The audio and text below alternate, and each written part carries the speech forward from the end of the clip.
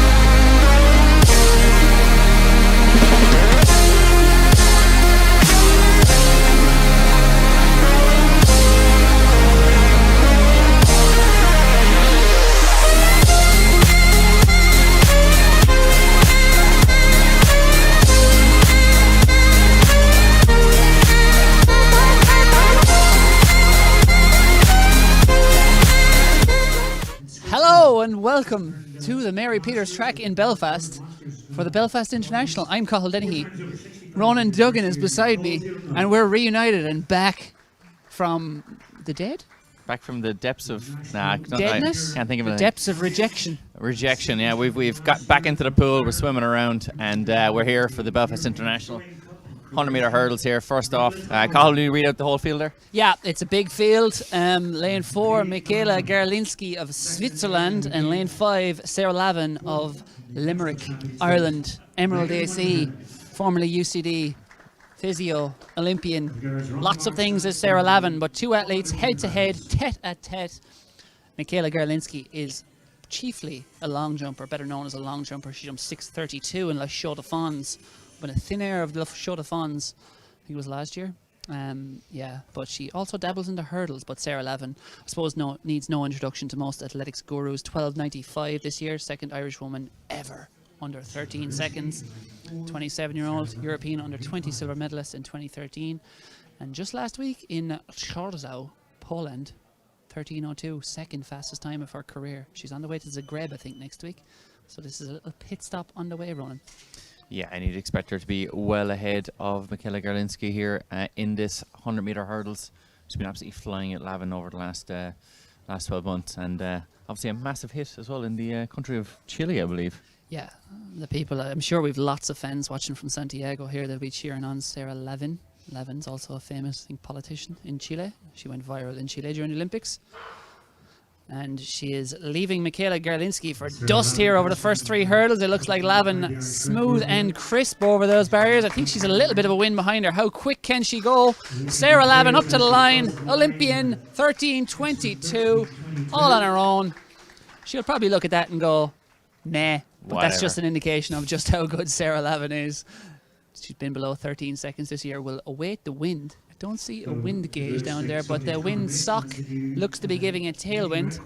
And it's a meeting record for Sarah Lavin.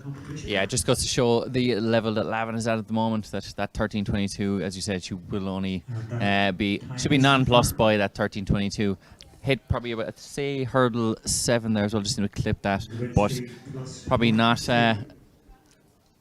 one of her greatest performances this season, but it shows the level that she's got to. The 13.22 is tough to do it on your own after trekking all over Europe and indeed the world, from the Olympics, Tokyo to Belfast. There she is, very crisp over every hurdle, certainly running a clean race up to that point. And you said she hit 7, Ronan? It sounded like she hit 7. You may not be able to see it, but it sounded like she hit 7. You're talking absolutely nonsense. She didn't hit 7. Clipped 7. She didn't touch 7. She's running 100 metres, I think, later on. Touched 7. She may or may not have. I heard it, so it could have been Michaela Garlinski who was second. You know, you still hear those voices. I don't, not anymore. There's the legend. Yeah. And Mary a statue. Peters. Legend with her ma'am, and right behind that a statue of Mary Peters. Mary Peters, I think of course. This is a new edition, isn't it? That statue. I don't think that was always here, if I remember right. I don't remember it when I was here. There was a 6 weeks ago, maybe. I don't remember it being there, but maybe I just didn't look. You don't remember anything from 6 weeks ago. Much going back to those voices in your head. We hope Sarah's running the 100 metres later on, because if so, we'll leave her alone. We will be going down grabbing some trackside chats later on in the show. But for now, I suppose we'll focus on the action. And it's a packed 3 hours coming up, Ronan. It certainly is. Next up, it's going to be the 100 metre heats. Then it's lots of 100 metre heats. We've got 60 metre boys and girls. The young ones are going to be out there then later on in the hour. Then we've got 800 metre races at 2:10 p.m. 2,000 metre team race for women, 2:35. I've no idea how that's going to work. Sort of a cross country format, perhaps. Or even what it is. Yeah, it's confusing. Do they all run 2,000 metres? Do 20 women run 100 metres? Do 200 women run 10 metres? New formats scare me. Yeah. I don't know what to think. We don't like change at all, in any way, shape, or form. And I hope it's just straight up 2K. Yeah. We'll see, Colin. We'll see. Yeah. So we also have the women's hammer out there as well. So we'll get a quick eye on that now over and keep you up to date on exactly what's happening over there. Hammer time. I've waited 2 long months to say that. When was our last commentary together, Ron? Our last commentary together was last National summer. Seniors this year? And hang on, no. Oh, is it the National June? No. Oh, under 23? No. AI Games? No. I think it was last summer, Carl. Last summer. The National Masters. Oh, it was. Your National Masters. 5 hours. September, a full long year. Absolutely. One whole year. We've been apart. We've been kept apart while living together. But in the women's hammer, there's quite a field in this one, Carl. Nicola Tuttle is in there, 61.55. She's from. You know a lot about her, Bandon. Yes, Bandon. I was going to say Bandon Bullet, but we can't use that for a. Although speed is a key element. It is, yeah. I was interviewing. She's firing it out not unlike a bullet. I was interviewing Julia Radcliffe, the Olympian, and it's very relevant here. New Zealander. I think she was 6th or so in the Olympics, 5th, 4th. Also went to college with Sarah Lavin in Princeton. They're good mates. from across the world. They had good banter together in Tokyo. But anyway, I was interviewing Julia Radcliffe earlier on this month, Olympic finalist in the hammer, and she was saying, yeah, basically what determines it is exit angle and exit speed of your hammer, and that's basically all she wrote for the distance you're going to throw. Get those two things right. So it is, I suppose, a test of speed. There you go, Carl. And now There's my hammer expertise. Exactly. You have two terms that you can throw out and pretend you actually know what that means. Exit speed, yeah. Yeah, serious exit speed. We made serious exit speed from our last commentary gig. Absolutely. That was in... when was that? Yep. So we've got Nicola Tuttle is going to be up next. That was, in fact, Nicole Zillman from Switzerland. She's thrown 67.42. I think she's thrown in around... that was probably... maybe the guts of 65 metres there. We'll get an exact clocking on that. Lindsay Glover's in there as well, 44.08. And Vanessa Stendrinkis from Belgium has thrown 69.93. And she is has thrown the furthest in the field. So 3 athletes throwing over 60 metres, which is impressive. Sarah Lavin on the podium. Yep. And if we the Lavinator, we've got Nicola Tuttle though in the hammer circle. We'll go back to her. Ronan Duggan, our expert. No, not an expert on the hammer whatsoever, but Band and AC, you're an expert. Nicola, national senior champion last year, went to the European Juniors. Disappointing in the European Juniors, but still very, very young at this stage. 17. And throwing serious. Won a national senior title at 16, which is pretty impressive. There's Sarah Lavin. But Tuttle, she has thrown, I'd say that is, we're talking about, we're guessing 56 metres. 56 metres or so. So decent opening round effort there from Tuttle. But she'll have her work up against her. Very good field here being put on by the Athletics Northern Ireland Belfast International. Very well run. Yeah, it is. It's always well run when they come up to events in the north. It's excellent stuff, and it's an excellent program here. A lot of athletes running on fumes, I suppose, but big opportunity for a lot of athletes who, I guess, missed the early part of the season. We'll see one of them coming up later. Robbie Fitzgibbon, recently declared for Ireland, and we'll be hoping to see him in international action the years ahead. I'm sure he probably had a few injury problems that kept him out the early part of the year, but back racing with an Indian summer, I suppose, autumn into September. So we'll see how he goes today. Sarah Lavin there, just chatting to her at that meet in Poland last week. She was talking about coming here and sort of saying she's going to probably run the hurdles and the 100 metres here, but she's kind of weighing up, am I being selfish, am I being greedy? You know, sometimes bad things happen when you get greedy at the end of the season, but she was like, I want to run a 100 metre PB. I just want a 100 metre PB. Why not? Here's Megan Moynihan of West Musgrave there. Just unfortunately, she might have to give it another go there. She still has the time. The West Musgrave AC athlete, multiple medalist over the years, actually sister of Groiny Moynihan, who's also medalled in the 400 metres many times over the last 5 or 6 years. So here comes Megan, the older sister, throwing for West Musgrave.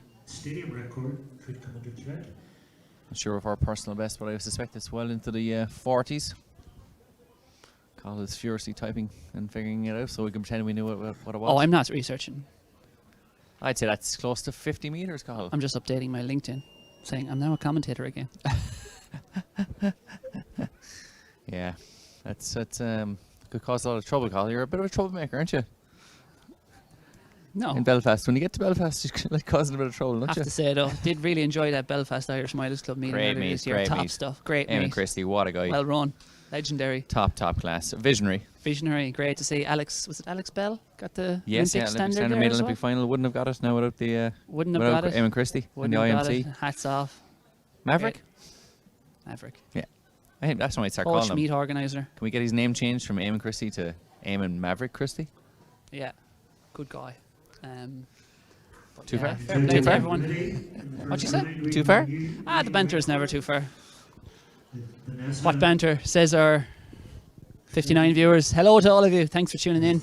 We'll grow that through the day, won't we? We absolutely will. We're going up against Ronaldo in the All-Ireland football final, but you know what? This is where it's at. There's where it's nothing at. more important than this today. Not just today, this year. Any day. That wonderful Lagan Valley strip is back, is it? Is that the one I'm thinking It of? could be, or No, it's sorry, hard it's to tell on the not. screen. It's not very screen helpful, so it isn't. Yeah. That's Lindsay Glover. That's Lindsay Glover, not to be confused with Hollywood actor Donald Glover. Yes. Yeah. Maybe related. Perhaps. perhaps. But Lindsay here in the circle. And I said that Lagan Valley vest, it is a glorious vest, I have to say. Zebra-esque. Yes. And it is quite the toss there. 42 meters or so from Glover. So it's just underneath her personal best. Glover opening up the second round. We're still in the second round. It's early days. The 100-meter heats, I think, are going to be getting going, but actually, maybe there are no 100-meter heats now that I look at it. It's on the schedule, but it might not be a thing. It looks like just race one at the moment. We've got. Oh, so they're going straight final, are they? It looks like it. It looks like it. With Leon Reed, Olympian, Frederick Shue Nielsen. We know all about him. We have an extensive biography of dossier. Yeah, it's a dossier. It's a dossier. WikiLeaks. On that poor man. That poor man. Nothing on Frederick. What we have on Frederick Shue Nielsen. He's just going to go to Belfast. They're going to go to Belfast for a quick race and. Yeah, low profile. Under the radar. People Not won't anymore, know. Frederick. Not anymore, Frederick. We know all about you, son. We know about your life in Copenhagen. We know about your modelling on the side too. Yeah, and your degree in health and nutrition. We know about your side We got gigs. the Google Translate on. Oh, we did. We did everything on you, Frederick.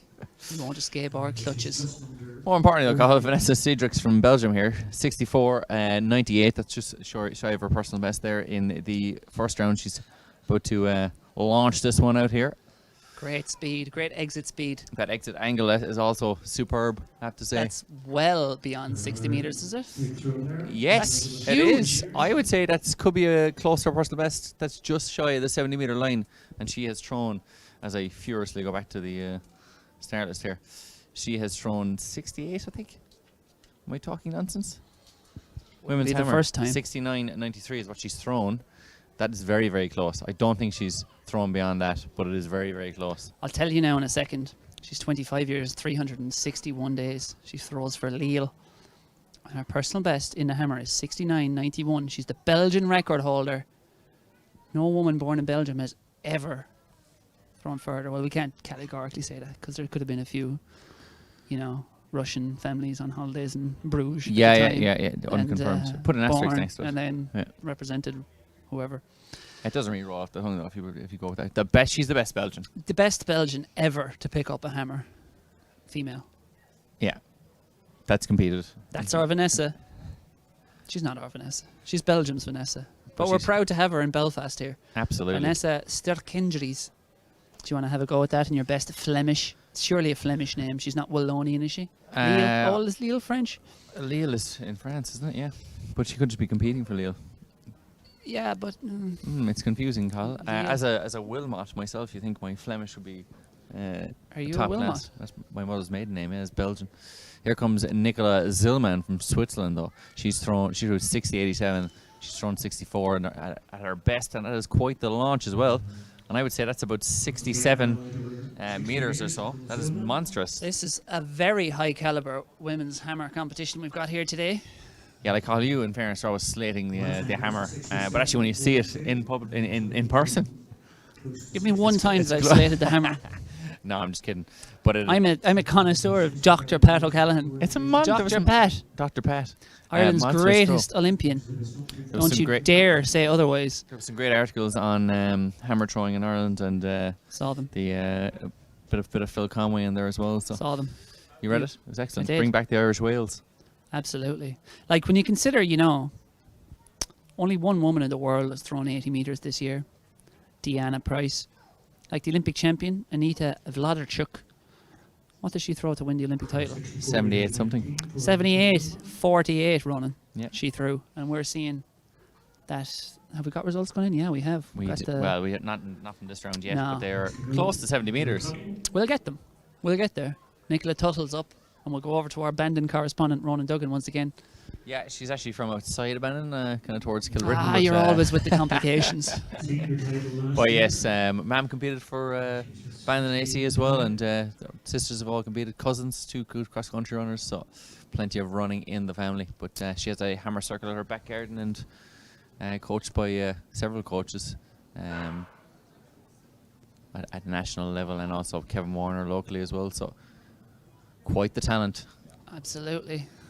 That is quite the throw there as well. Just outside the sector. Just Outside the sector. Unfortunately, just gone outside the sector. But you can see the slight difference in speed between the older two athletes there who are throwing in the mid 60s and Nicola Tuttle, but still very, very young. More to come from that athlete.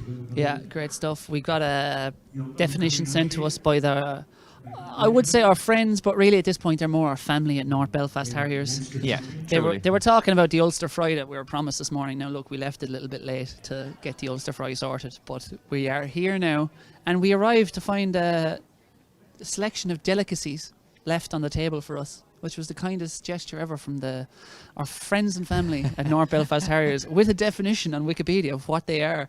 15s, apparently they are. They're a tray bake from Ulster, very popular among natives and expats alike. Calls for 15 of each ingredient. It's a combination of digestive biscuits, marshmallows, glacé cherries, condensed milk, and desiccated coconut. They look delicious, but I'm a bit afraid that we've been sabotaged with a series of laxatives by the lads in North Belfast Harriers who are going to sit back, watch the stream, and have a good laugh as we fall to pieces live on air. I think maybe one of us eat one. And then it's like a pilot, you know. Yeah. You can't both. You have to have a backup plan. Hard to know. We'll West get into Musgrave, it at some stage. Grania Moynihan? Yes, Megan Moynihan, yep. She's whacked it in the net there. Peter Malakowski's son at the Continental Tour Gold Meet there in Chorzów last week was Henio was his name. He's 7 or 8 years old. He took part in the competition alongside his dad as his dad was retiring. He dunked his last discus throw into the net, though. It was very, very pathetic. Malakowski did? No, his son, his 7-year-old son. He threw 24 metres or something. That's impressive. It was very good. Then his dad carried him off. But the last throw, Malakowski took his last throw, came out, waved goodbye to the fans, and then, as a symbolic gesture, I suppose, Henio went in, the kid, afterwards. And, you know, the whole crowd going wild, nothing else on. 32,000 people in the stands, loving it. And the little 7-year-old dunks it into the net. Talk about spoiling a good day, Henio. Oh, no. No offence. No, but come on, like. You bottled it, like. Yeah. He bottled it. But yeah, very cute gesture by the meeting organisers last week there. We're back. Oh, the Olympian is in the house wearing his Japan t-shirt from the Olympics. We brought one of those t-shirts back. You could buy them at any good 7-Eleven around Tokyo. About €20 that t-shirt costs, just so you know. Oh yeah, you did bring us one back, Cathal, in fairness. From your time in Tokyo. Didn't get much shopping time, you know. Too busy writing. But that is Leon Reid. Deluge of terrible articles. Thanks, bud. That's Leon Reid. If you go to Tokyo for €20 odd, one of those t-shirts can also be yours. Maybe if you offer Leon 20, he'll sell it to you. But he will be one of the favourites. Perhaps not the favourite though, Ronan, because the main man. A man based in Copenhagen who we know lots about going in the men's 100 metres. But the full field in the men's 100 metres is lane 1. Are you looking at the same thing I'm looking at? I am, Cathal. Surely. Luke Morris, Owen Duffy, Jordan Cunningham, is better known as a multi-venter, Paul Costello from Ireland, Frederick Shue Nielsen from Denmark. You'll hear more about him later. You'll hear lots more about Frederick. Leon Reid, of course, the Olympian, to over 200 metres. Troy McConville, also multi-venter, and Kurt Wright from Northern Ireland. So Frederick Shue Nielsen and Leon Reid will be the favourites. This one's lanes 5 and 6.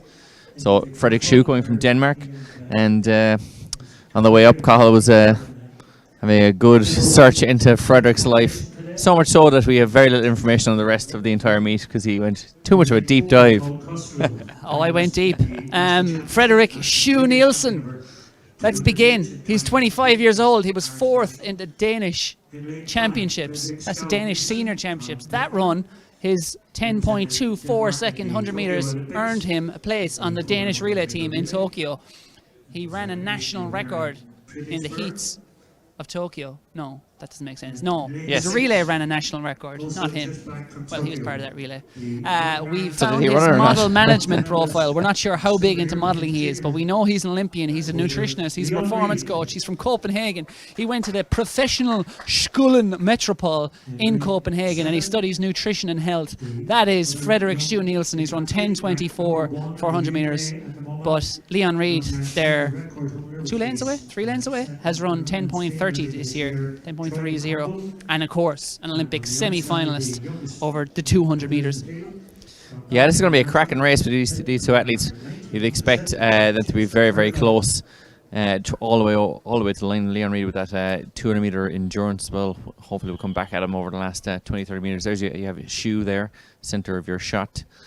Number 12. If the shoe fits. If the shoe fits. But in this case, that's just his name. In the blue there, center of your shot, Leon Reid just alongside him in lane 6. So Shoe and Nielsen, and Reid. Shoe Nielsen And Reid, 5 lanes and 6. 5 and 6, the ones to watch. From the inside, lane 1, Luke Morris. Lane 2, Owen Duffy. Lane 3, Jordan Cunningham. Lane 4, Paul Costello. Lane 5, Frederick Shoe Nielsen. Lane 6, Leon Reid. Lane 7, Troy McConville. And lane 8, Kurt Wright. The lanes to watch, lanes 5 and 6, Frederick Shoe Nielsen and Leon Reid. This should be a cracker. Yeah, settling into their blocks now. We're expecting to see a little bit of a tailwind earlier on for those 100-meter hurdles. So perhaps it'll be just underneath, and we'll get a quick time here from these athletes. Something in around the 10:2 would be very, very impressive. Nielsen out very, very quickly there. Reid along the side of his shoulder though, and these two athletes striding up the home straight. It's Shoe Nielsen and Reid looks like he's going to catch him on the line, but it is going to be Shoe Nielsen. It's incredibly close. 10:46. Couldn't separate them. Well, you probably could separate them if you had the equipment, but a naked eye. Yeah, I think Mr. Shoe Nielsen got that as well, by the width of his Shoe Nielsen. Will I go down and have a chat? Go down and have a chat and really, really go deep here. We'll get the thumbs up from Cathal here. He's going to go down and have a chat with Frederick Shoe Nielsen and perhaps... This morning from London, just arrived shortly before the competition, so hopefully we'll be in better condition later on in the afternoon. Meanwhile, the hammer is still in progress. Finish from him, just catching Leon Reid on the line. The two athletes now high-fiving, delighted with that 10:46. So we're going to have Cathal interviewing here down very shortly. Hopefully, if he's allowed. He may not be allowed. Frederick Shoe Nielsen may say, look, you were talking about me too much on the stream, and I find it a bit concerning, and I don't want to talk to you. Perhaps he's recognizing Cathal as a stalker. There's a lot to think about here. And he is down. There's Cathal in the white. We'll let him work away. Chat to Frederick Shoe Nielsen, the winner there at 10:46.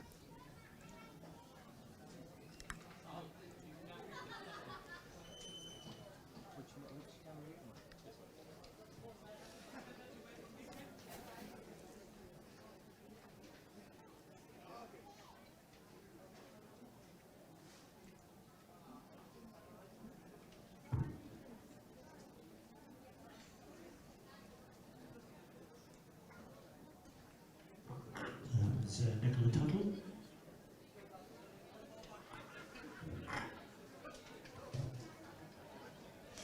So Cathal has been denied. We'll find out exactly what happened there now. Maybe he wrote an article about Frederick Shoe Nielsen and he's been cancelled. That's the second time this summer. We'll find out exactly what the situation was there, and we'll get back to you. But a impressive performance, if not an impressive interview, from Frederick Shoe Nielsen, 10:46, and Leon Reid with that probably about 10:47 then just behind him. So very, very impressive performance from those athletes, and we may see them back later on at some stage. Cathal looks devastated. Absolutely devastated. Am I back? Am I live? Was I always live? Thank God for that. I thought that was the straight final there. Oh, It's just a heat. it's just a heat, and they're one the same heat. That's why I was like, here, we'll interview you after the final then. Get Yeah, cooled yeah. down, lads. Yeah, fair enough. Alone. They don't need an interview with me like when they're... No, you were interviewing them. They're not interviewing you. Strong They don't need to be doing an interview with me. Fair enough. And they're both in the same heat. Harsh. Yeah, same heat. Harsh. So I just said, right, on you go, lads. We'll chat later. Fair enough. I thought that'd been some sort of major beef and you'd been cancelled by the lads. No, well, that... Frederick Shoe had gone, look, Frederick Shoe you wasn't put happy too with much- our research. Frederick was having absolutely none of the research. No, nice guy, Frederick Shue. Yeah, you're a bit obsessed. I may have concluded you were stalking him on the stream. What, did you? Yes, and that's why he denied you. So in this one now in the... Oh, we've got a replay. We have a replay. We're on. We're live. You see Reed here out incredibly quick and looked like Frederick Shue Nielsen had been left behind, but he got up into his running there into his drive phase and he was away. But I really thought Reed was going to have it here, but Nielsen then just in the last 20 metres getting by him and throwing the head over the line. Throwing the head at it. Throwing the head. 10:46. Under 15. It sure is. We've got high jump introductions happening. And we'll give you that high jump field very, very shortly in this women's... Well, no, we should be okay now for another minute. We may get to the jumps then with Summer Leckie. See who else is in this. We've got Summer Leckie and Shannon Craig. Two athletes have been duking it out there all summer. We got Bernice Coulson in this one as well from England. Tori Merchant from Ireland. And Glenica Antonia of the Netherlands. So we'll give you a full rundown on that as that competition is progressing.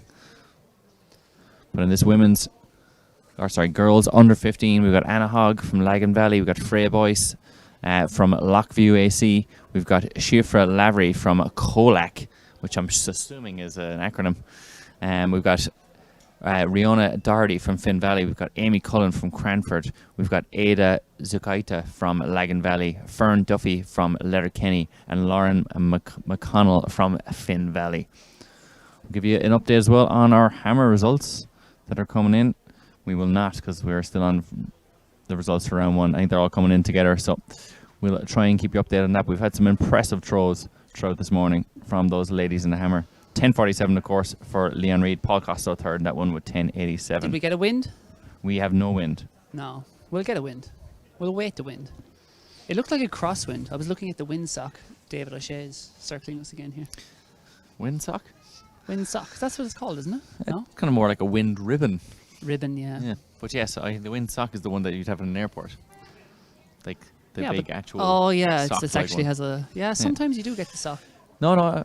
I reckon you're right with the crosswind because it's actually just flicked from one side to the other there. So I know there's a big weather report here from the lads. We like our weather. So back to this under 15s. They're taking their time like all sprinters do. Delaying the program as always. Classic sprinters. With their nonsense. All the distance runners are thrown to the wolves. Yeah. I'll be throwing some distance runners to the wolves just after 2 o'clock. Yeah, it's going to be a cracking program now. Short and sweet, but plenty of action. So in this, Hogg, Boyce, Lavery, Doherty, Cullen, Zukaita, Duffy and McConnell. Getting onto the start line as we speak.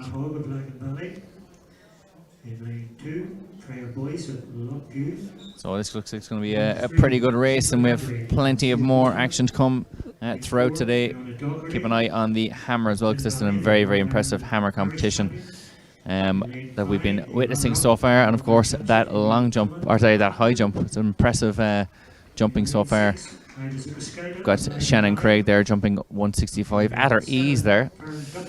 So we've got a high jump hammer, and we'll also have the 100 meters are running pretty much until sprints running till about 2 o'clock for that men's 800 meter invitational. Oh, it's all go running.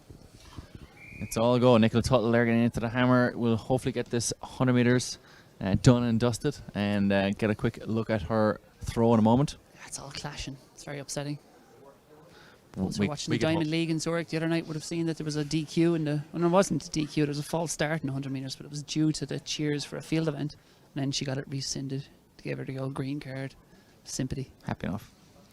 Great call from Zurich. The world class of world class. And we can see some world class performances here now today. No, you're just seamless. Lane 1, Anna Hogg. Lane 2, Freya Boyce. Lane 3, Shifra Lavery. Lane 4, Riona Doherty. Lane 5, Amy Cullen. Lane 6, Ada Zukaskaite. Lane 7, Fern Duffy. And lane 8, Lauren McConnell. Under 15 girls, 100 metres. Who's going to get it? Good start in lane 4 there by Riona Doherty, pulling away from the field immediately. The class of this field, the Finn Valley athlete. She is well clear here. It's going to be very close for second, but Riona Doherty, no doubt about the winner. It's the athletes either side of her, Shifra Lavery and Amy Cullen. close for second between them. 12.98 on the clock. Rena Doherty says, "Thank you very much. Give me that gold." Absolutely, and Carl, I figured out what club Shiver Lavery is in. It's City of Lisburn AC, Colac. I was confused I had there. a moment there. I saw Colac and I was like, we should have just looked at the singlet. We Yeah. know that singlet. Exactly, City yeah. of Lisburn, killing it for many years. Certainly, and we are in the city of Lisburn at this very moment in time, so or the area of Lisburn, so they are always here. I love They it. are. They're always ripping it up. Great performances across the board. But yeah, Doherty here out on the double, very, very quick. It's here and there and sent your shot straight out, and pretty much from 20 metres in, it was game over for the rest of the field. Doherty striding away. Piston-like with those arms. No wasted movement and pulling away. All generating speed. And Lavery finishing very, very well there, just in Under front of Cullen 13 from Cranford. seconds. When the hammer, we have a very close competition. Very, very impressive. And this is the under 15 boys. We'll get a Vanessa's Declan on 64.98. Yeah, another 8 athletes going in the under 15 boys 100 metres. And you can see the breeze is gusting there in those little ribbons to the left, celebrating Ronan Duggan's upcoming birthday in November. They erected him especially as he turns 32. 32, yes, yeah. I wasn't listening to the lead into that. I was checking those hammer results. We're still haven't been given the round 2 results. But Lads. Stendrick is in the lead in that one. But yes, what are we celebrating and where am I? What's Celebrating happening? your Are those my birthday. feet? Are those my feet? Absolutely. And under 15 boys, Ben McConkie, unattached. Club or relationship boys? It's hard. They haven't explained. Who knows? I think I'd be described as very unattached when I was under 15. Extremely unattached. Utterly unattached. Against my will. Yes. Not for lack of trying. No. Cormac Crotty from Annalee. Melvin Duru from Lagan Valley. Arna Brynjarsson, I wonder is his sister Bryn Stottir running today from City of Lisburn AC. Jaden Boot from Lockview AC. George Carson from Orange Grove. Loxley Harris, that's a great name. My name's Loxley Harris. He's from City of Lisburn AC. And Ryan Bradley from Letterkenny. I think we all have a soft spot here for Loxley Harris. Loxley, what a tremendous effort. That's tough stuff. Say they call him Locks. Just Locks, yeah. L. No, L. Sub L. Sub L. Sub L? No. Yeah, outstanding. I wish I'd name like that. But Arnar Brynjarsson, City Lisburn in the middle though. Surely some Icelandic perhaps? Well, Carl, you actually weren't here for the national championships here up in Northern Ireland when we went through this in depth. And his sister, Bryn Stottir, I can't remember her first name, but she's Bryn Stottir and he's Bryn your son because they're son and daughter. Yeah, yeah. And we had a long chat, and yeah, they live in Lisburn. There's a whole range of them. And yeah, competing for years. Did we hear about 4 years, I think? You're full of wisdom. We had a big Are interaction. they Icelandic? Yeah, Great. yeah, living here, loving it. Sisters on the So 200. does the Yarson mean son then? The Oh, end, it's yeah, just the son, and the your son. son, yeah. So So it's they're Brynjar. yeah, and then Bryn Stottir. Yeah, I knew the dot here bit, but I didn't flag the son bit. Yeah, there you This go, is the Carl. son. So I Tell you, suspect my we may knowledge even of see her later. Icelandic culture is growing by the day. His sister doesn't appear to be running, which is obviously disappointing from this. That's upsetting. No sign Sibling of her. rivalry. She could be watching though, so hello if you are. Yes, very much so, yeah. And sorry about Cahill's lack of knowledge there. I believe they eat fermented whale in Iceland. I don't. Yeah, I believe Perhaps so. let us know if so. Yeah. I don't, Where did she get her local fermented whale in Belfast? Like, yeah. did they get it imported Maybe we in? got a fermented whale tray bake there Tray, from the lads at 15s. North Belfast Harriers. 14 things that are nice, But anyway, and then the one fermented whale. One person's tray bake is another person's fermented whale. The under 15 boys 100 metres from the inside: Ben McConkie, Cormac Crotty, Melvin Duru, Anya Brynjarsson, Jaden Booth, George Carson, Loxley Harris, and Ryan Bradley. And away they go. And it's a very even start, but it looks like Melvin Duru pulling away with that upright style. But Brynjarsson's coming back at him and Booth, but no, it's Duru all the way. Easy as it gets. 11:46. Melvin the Magnificent. 11:46 on the clock. And what a magnificent singlet as well. Yes, glorious singlet. I think it was Jaden Boot getting up for third place there from Lockview AC. But a very impressive performance from Melvin You won't Duru be there. getting the boot from Lockview AC, huh? Oh, no chance. Okay, sorry, that was, yeah. we'll move on. Melvin Dura, though, great win, and Brinnerson and Booth not far behind at all. No. That was the under 15 boys 100 meters. Let's Very, look very back. Have we got we've got a win for Leon Reid, 0.1. That was a crosswind, though, because I was looking at that wind ribbon, as you call it, and it was gusting, but it was very much gusting across the track, so it's changing a lot. We've got a medal ceremony. What's this, the under 15 girls, 100 meters? It sure is, and that is Rena Doherty is going to get the goal in this one. And we had Schiffer Lavery and Amy Cullen. Cullen was third, Lavery was second. Very, very impressive performances there from those under 15 girls. When you think about it, that's a 14-year-old boy just around 11:46. It's pretty fast. Fairness. And we'll get an idea. Riona Doherty, the national champion here, under 15. And we have our hammer results have been updated. We've got a 65.55 from Vanessa, the Belgian legend. 65.55. And we have a Zillman is still stuck on that 64.19 performance from round 2. Tuttle up to 55.75. Moynihan with 47.62. And Glover has laid a glove. She's got a couple of throws in. She's thrown 38.89. So she's down in 5th place. But a fantastic competition there brewing in the hammer. We're going to see a replay here of that men's or boys under 15. See Dura there, just right of your shot there in the Lagan Valley top there. He's out very, very quick, and as you said, upright style. He's almost straight up into his running, like a man that's just got up out of a seat. He's straight up, running out the door, and holds the rest of the field off. But certainly an athlete that you could see run even faster once he gets his technique right. And in the jumps then we have Shannon Craig is under a bit of pressure here in the women's high jump. We have a third round effort here for Shannon Craig. Summer Leckie over a first attempt at 169, and Bernice Coulson also over first attempt. Tori Merchant is not competing, and we have a Glenica Antonia from the Netherlands, who at the moment has said, this is not high enough for me. I don't get out of bed for less than 175. Here is Shannon Craig. Which of course is Mary's statue, commemorating her. So Craig lining up there now. She's Next year we will be decent heights so far this year. Shannon Craig jumped 175, so struggling a bit today at the 169. Coulson's jumped 175 as well. And we'll get an idea on our Dutch athlete there as well. Shannon Craig is almost hidden behind the shelter there for the high jump. She's getting ready to go.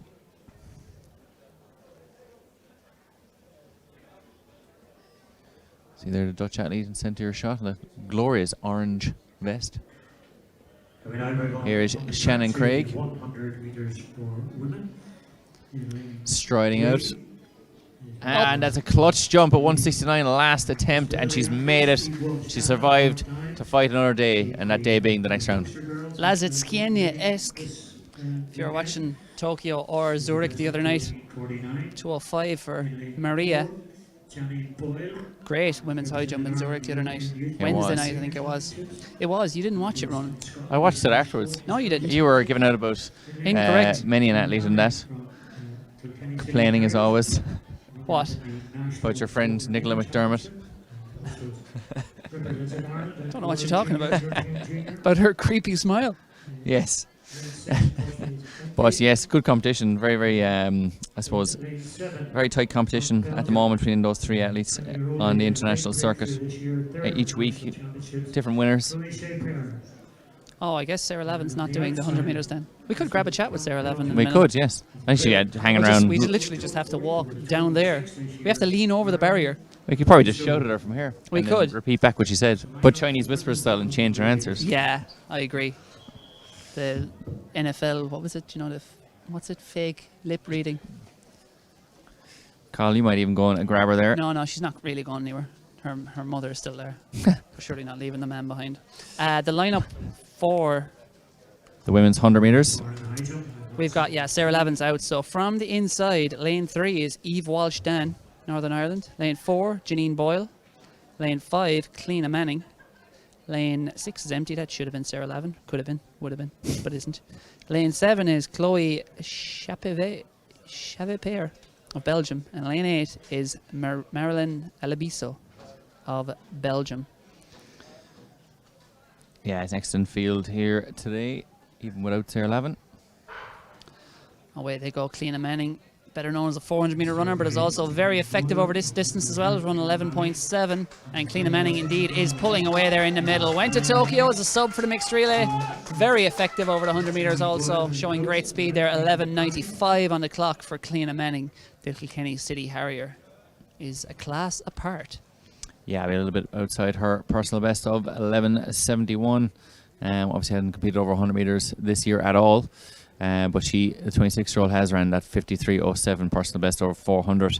Lavin would have been interesting to see Lavin in that one with that 11.67 PB from last year, but you have put it up to Manning there. Could have been a bit of a battle. Replay time. You can see Manning there, Cynthia Verschott, very tall athlete. Yeah, 53.07 this year for 400 metres. Yeah, but still getting out really, really strongly there, and just under a little bit of pressure from the athlete just on her inside there, but striding away in those final yards. That was Janine Boyle. And our Belgian friends on the outside, Chavepier and Alabiso. Yeah, the 20-year-old. Yeah. She's around 11.72, so well outside her best there. But it is windy. Athletic Vosges in Tinte. Melvin Duru, though. 11.45 for the win. Brynjar Son. Gold. 11.57, and that Jaden Boot there in third with 11.61. So impressive performance from Duru. The memory will endure. Ooh. You're too good at this. No, sorry. We're out of practice. Yeah, apologies to everyone as well. We're out of Do practice. they We haven't find had a you? chance to practice up, study Well, up. look, there's still time.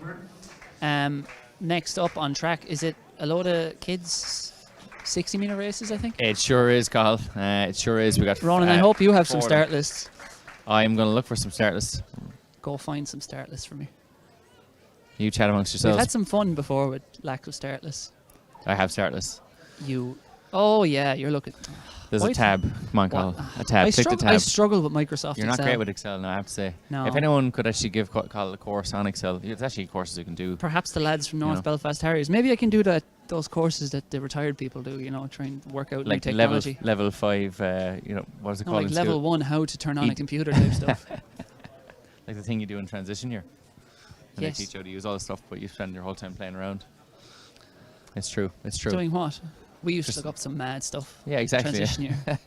There's definitely a few Interpol investigations into the Google searches of Art School Reach in Limerick when I was in first year. Why not? Why not? Rotten.com was a great website when you were 10 years old. What was it? Rotten.com. Oh, no. It was just the grossest stuff in the world. I shouldn't be. It shouldn't be. It's surely gone. Yeah, Something surely. like that should surely be gone. Don't be advertising that. No, we won't. Let's speak But no more of it. if you could, you'd say round 5 of the women's hammer should be on it, because there was 4 no throws in round 5, and we're still stuck at the 65-55 for the Belgian, who's throwing there now.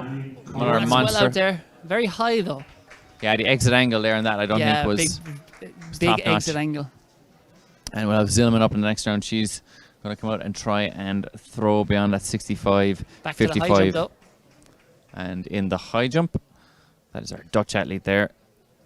Great to see the Dutch out in force here. Great lads, the Dutch. That's Glenica Antonia. She's jumped to 173 there at her first attempt. Shannon Craig knocked it at her first attempt, and Summer Leckie, first failure of today in that women's high jump. So Glenica Antonia will be the favourite for that field. Yeah, She was Summer on her- Leckie's been doing a bit of, I wouldn't say globe trotting, but Europe trotting, I suppose, in recent times. Of course, we always say it with Summer Leckie, but World Under 20 silver medal back in 2019. I actually think legally we're not allowed to say her name without saying Yeah, that it's like afterwards. Prince, the artist formerly known as Prince. But yes, something that regularly comes up, but it's such a rare occurrence in Irish sport to have a World Junior medalist. Absolutely. And that is our Swiss athlete there, Zillman, in the hammer. Nicola Zillman throwing 60. She's a pretty decent series there. 64.19 is her best so far.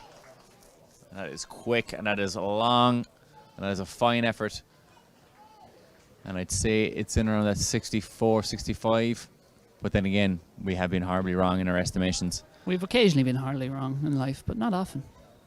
Like on the way up with the lunch options. Yeah, Ronan had a nightmare at an Apple Green. Do you want to tell people about your nightmare? I don't want to sully the good name of Apple Green because it wasn't their fault. It was mine. Their fault. What sort of place doesn't have rolls at 11 a.m. on a Saturday morning? Shocking behaviour. What are you? What are you if you don't have rolls? And then like, what are you trying I'm not to asking be? for a major show to be put on, but sorry we have no rolls is much better than we have no rolls. With a vacant expression, looking back through your soul as you panic and order a terrible sausage sandwich drowning in mayonnaise. Yeah, it was horrific. Put me off massively. Ronan still has post-traumatic stress over that sandwich. Yeah. Back to the high jump. Yeah, Glenica Antonia, she's 21 years of age, the Dutch athlete. She has jumped 183, so she should be in pretty good favour in this one. 180 is her best this year on the 5th of September, so only recently she's rounding into form in Breda in Holland. So we should see how she goes in this jump. She's got over that first round jump, no problem. Summer Leckie as well, clearing that jump in the second time at the second attempt. Leckie, Shannon Craig back into the danger zone of third attempt already. Bernice Coulson over first attempt. Glenica Antonia first attempt at 173 straight over. Sight of airplanes flying into buildings in New York City. And we'll have the primary school events as well coming up shortly. They're all getting onto the track here now as we speak. I was just thinking about those events and the people here today will be remembering throughout the world. We've got a medal ceremony ongoing. Hammer is ongoing, high jump is ongoing, and the underage 60-meter races are about to be ongoing. As the commentator has a brief pause, I suppose, or a moment of reflection, I suppose. For 9/11 being the day it is, and I think it's under. What are we under? It's going to be the girls' primary school's race 1. Primary school. Ava so Doran. No age category. So technically, if I'm of primary school level education, which on occasion I think you are, I might get in here. Is it based on IQ? I don't think so. Ava Doran, Eddie Main, Anna Duffy, Isla Wiltshire, Neve Colton, Eva McCabe, and Rosie. Where's it going with that? Rosie Duddy will be in that one. You're off on a mad one again. Shannon Craig in the high jump. This is 173 last attempt, and she's nailed it. Clutch jumps from Craig today. Ma'am. Thank you, ma'am. Bump it up to 177, please. Shannon Craig, hats off. Third attempt, clutch. Absolute clutch at 169 and at 173. But Cliona Manning. Yeah, the win in that 100 metres, not her usual event, Cathal, but great to see her getting the win there. Yeah, bright future ahead, and obviously has that Olympic experience in the bag now. Although she wasn't out there on the track, she was out there on the warm-up track, and she was out there in the whole Olympic hoopla. So she knows what it's all about, and I'm sure will be on track for Paris, whether it be in the individual 400, perhaps the women's 4x400, or indeed the mixed 4x400 metres. But we've got a race here. Let's look back to the track. This is the big one, the primary school events. Oh, they're off. That wasn't quick. Starting on. What the heck was that? I don't know what that was. Did someone just take off? I think one of them, they're playing chicken out there in this event, right? Chicken. Someone's up to Out no to good go. here. So Doran, Main, Duffy, Wiltshire, Coulton, McCabe, and Duddy. That is Ava Doran from Armagh, Eddie Main from Lagan Valley AC, and Anya Duffy from City Derry AC Spartans, Isla Wiltshire from North Belfast Harriers, Ghost Dags, Niamh Colton from Omagh Harriers, Ava McCabe from Armagh, and Rosie Duddy from City of Derry AC Spartans. And this time they're off. What is going on here? I have no idea. They're really not getting this. They have to run the whole distance. They're running some sort of shuttle race here. Does one of them just take off and then everyone else just decides to go with them? I think they're just calling chicken. They're literally calling chicken. They're going, go. Let's watch this here now. Watch. One of them is going to... Got to get this right. One of them is going to go. The officials aren't even looking. No, there isn't even a starting gun. Oh, to be in primary school again. They have their whole lives ahead of them. I'm a bit No confused starting here. blocks here, Ronan. No, athletes out there, like, this is a bit Always behind the line, girls. no cheating. No cheating. Your man there is giving her. Yeah, Here, stern this look. is how it's done. Look. Yeah, you do this Yeah. and then you run faster. Yeah, Great starting position there. that is tremendous. Our Yeah, starter. I like the way he didn't Leading by example. Then you don't run that way. The main See, way. this is what they did at the Prefontaine Classic this year, except they did it with professional athletes, which was What kind do of you mean? embarrassing. These judges went out and stood in front of them as they went on their marks, and then once they were all on their marks, they finally walked off. It was weird, very That was creepy. needless. Needless. Yeah, very weird for anyone to watch it. Lane Thompson shook off that distraction to still run 10:54. Will they run 10:54 here, Carl? Oh, I'll be in around the 10:54 Yeah, for 60 I mean, meters. 60 meters, yeah. Yeah, like, can they break Elaine Thompson's 10:54? What do you think? Tell us. Is Quite there a likely. comment Oh, section? they've gone We for haven't the, actually checked the comment section. We could be getting abuse here from all around the world.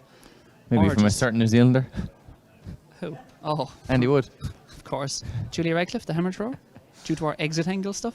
I'm typing Julia Radcliffe into YouTube. What am I doing? Don't do that. You never know what will come up. Athletics, Northern Ireland. The greatest only association exactly on this island. on this land. Athletics. There we go. We'll find the stream if it kills us. And then we'll There's a watch. stream. There's a stream. This Many isn't watch. good. We've got her up to 83, 93. Unbelievable. We're blossoming here. This is all for the primary schools. Yeah, you Yeah. can see the live results link there in the comment section, and by all means, drop us a comment there. Give a shout out to your favorite athlete. Or athletes. Mute yeah. myself there. I'm hearing myself back, and that's something I only normally hear at night when I try to go to sleep. The voices won't stop screaming. So we've Doran, Main, Duffy, Wiltshire, Colton, McCabe, and Duddy. We may or may not get a start here at some stage. Here We're we go. onto the line. It's exciting. They've got the starting 101 lecture off the, and look, he's It's fair out play again. to him. Cut it out. Not just officiating, he's also helping these athletes learn the ropes. No movement there, lane 3. Lane 3 is really Stand still. swinging. Bruce Garabler-esque on the line See, there. There we go. Hands are still. Oh, no, I knew no. I knew she was all over Lane the shop 3, there. Lane 3. Lane 3 is going to get a talking to here. Yeah. Look, Edie Main. But look, we're You all gotta cop onto beginners, yourself and or there's you're always out. a good bit of leeway. She's just telling them, look, stand still, don't move. Can't have any motion in the set position. Here we go. Those arms are still rocking, but you Yeah. might leave her away with it. maybe she's going to use them as a sort of a. Jet propulsion. Yeah. There we are. We have motionless. Fire the damn gun. Let him off. Let him off. Why the long hold? Go.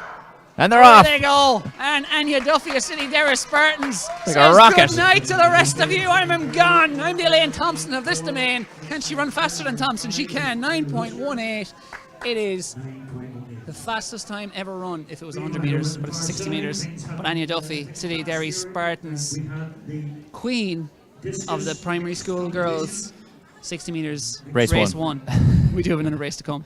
Despite the massive distraction from Edie Main beside her with the arms, it was Anya Duffy. Yeah, really Laser quick here. focus. That is impressive. Yeah, That is straight a away. long striding athlete, but well done to all the girls there. Brilliant stuff. Smashed it. Smashed it. Whether they stay in athletics or go further afield, they'll always have a good grounding in sport. And they'll be faster than most of their people on the pitches, no matter what sport they go to. But great to have such a good turnout for the primary school girls. 800 metres, well done to Eva Dorn, Eddie Main, Anya Duffy, Isla Wiltshire, Niamh Colton, Eva McCabe and Rosie Duddy. And what's more, they also now know how to start.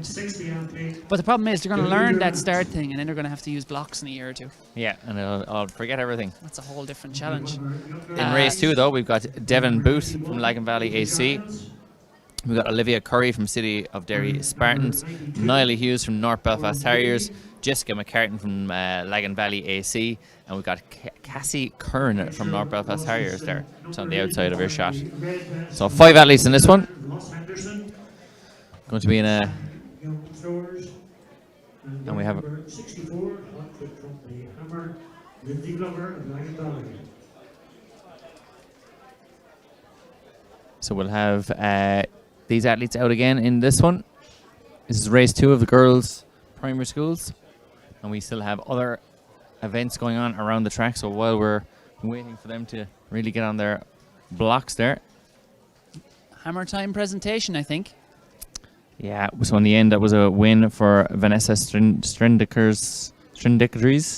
65-55. Struggling, are you? I was struggling with that one. Yeah, He's struggling. I had it earlier on. I've lost it. If I had it, I lost it. 64-19. Nicola Zillman and Nicola Tuttle there with that improvement in round 6 of 56-28. Megan Moynihan 47-62 and Lindsay Glover 39-05. And that high jump, Lecky and Craig with failures in at the 177 height, and Bernice Coulson up now very, very shortly. In fact, yeah, is on the high jump apron as we speak.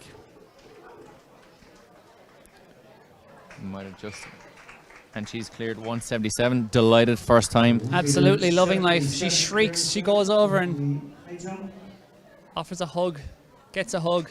Yeah. Loving life. I think that might have just been a personal best as we flick back to the primary schools. Devon Boot, Olivia Curry, and Nyla Hughes, Jessica McCartan, and Cassie Curran in this one.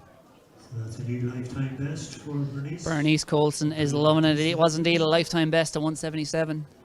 And she is loving life. But the track action for school events. Lane 3, Booth. Lane 4, Curry. Lane 5, Hughes. Lane 7, McCartan. Lane 8, Curran. Oh, and Curran with a bit of a stumble there. Away they go. It's a clean start. Who's going to take it? It looks like lane 3. It is Booth who is putting the Booth into her rivals here. Pulling well clear. Cassie Curran coming through on the outside for second. 9:31 on the clock. That was the same time, was it? I think they're all dishing out at the same times, you know. Keep everyone happy. Beneath us here, Sarah Lavin is getting some serious fan grouping. Fangirling and fanboying. That's the effect of being Olympic. Can we catch that on the screen, perhaps? The fangirling here going on for Sarah Lavin. No, her group have since disbanded. We could go down and grab a quick chat whenever her fan club have disappeared. Yeah, we'll make sure to get these primary school races, as they are the biggest draw today.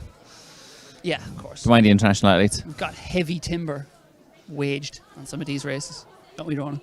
We certainly do. Month's a lot of rent. money here. A lot of money being dropped on Charlie Duggan there from Armagh in lane 1. Sarah Lavin's fan club. Oh, they're gone. They're all walking off there. Anyway, there's Sarah Lavin. We're going to annoy her for a chat soon.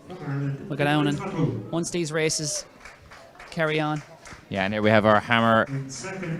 1, 2, 3. Tuttle in third. And we had Zillman in second. And Strendickers in with a win from Belgium. Meeting record. Nice one, Carl.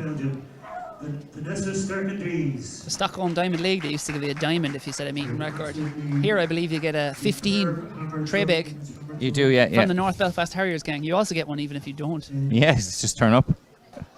Make the trip. 2-hour journey, though. We deserve to. No, we deserve it. It was tough. Like hiking across the Sahara, coming all the way up from Dublin.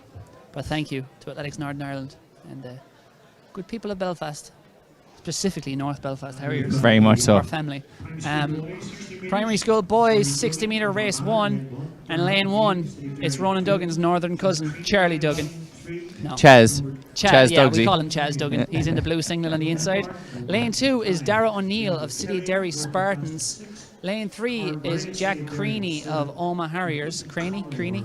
Lane 4 is Robert Quigley of Lagan Valley. Lane 5 is Ronan Barton of Omagh Harriers. Lane 6, probably the best name here today, Tiago Kelly, North Belfast Harriers. Lane 7 is Carl Murray, City of Derry Spartans. And lane 8, Ethan Connolly of Armagh. Yeah, we will have a 8. second race as well in this one. 8 blazing buckles on the way for the 60 metres primary school boys race.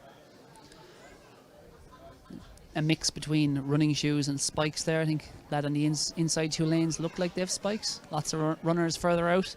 I think when you're at this age group, Ronan, that's generally what you look across the start line and go, I'm going to have him, he doesn't have spikes. Yeah.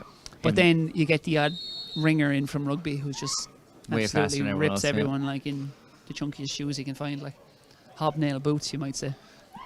And perhaps we'll see that today. We've got a couple of lads well dressed, but ready for a endeavour, and a couple of lads who might have played a match this morning. I think Chaz Duggan in lane 1 there looks serious. Chaz looks like he knows what he's He's doing. my pick. I'm going to go with Money's Chaz. on Chaz. Money's on Chaz in 1. But may not like Chaz. Lane 2 there, Dara O'Neill as well.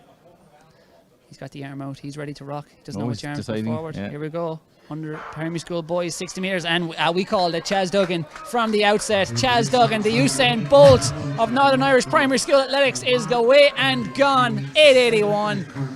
Very, very impressive from Charlie Duggan from lane 1. Armagh looks around at his rivals and says, "Pshh, Whatever. have some of that." 881, I'll beat lads. everyone in race 2 as well. 881. Have some of that, boys. Impressive performance from Charlie Duggan. Out straight away from the gun. If there was a gun, he would have been out. And, I think there was a gun, was there?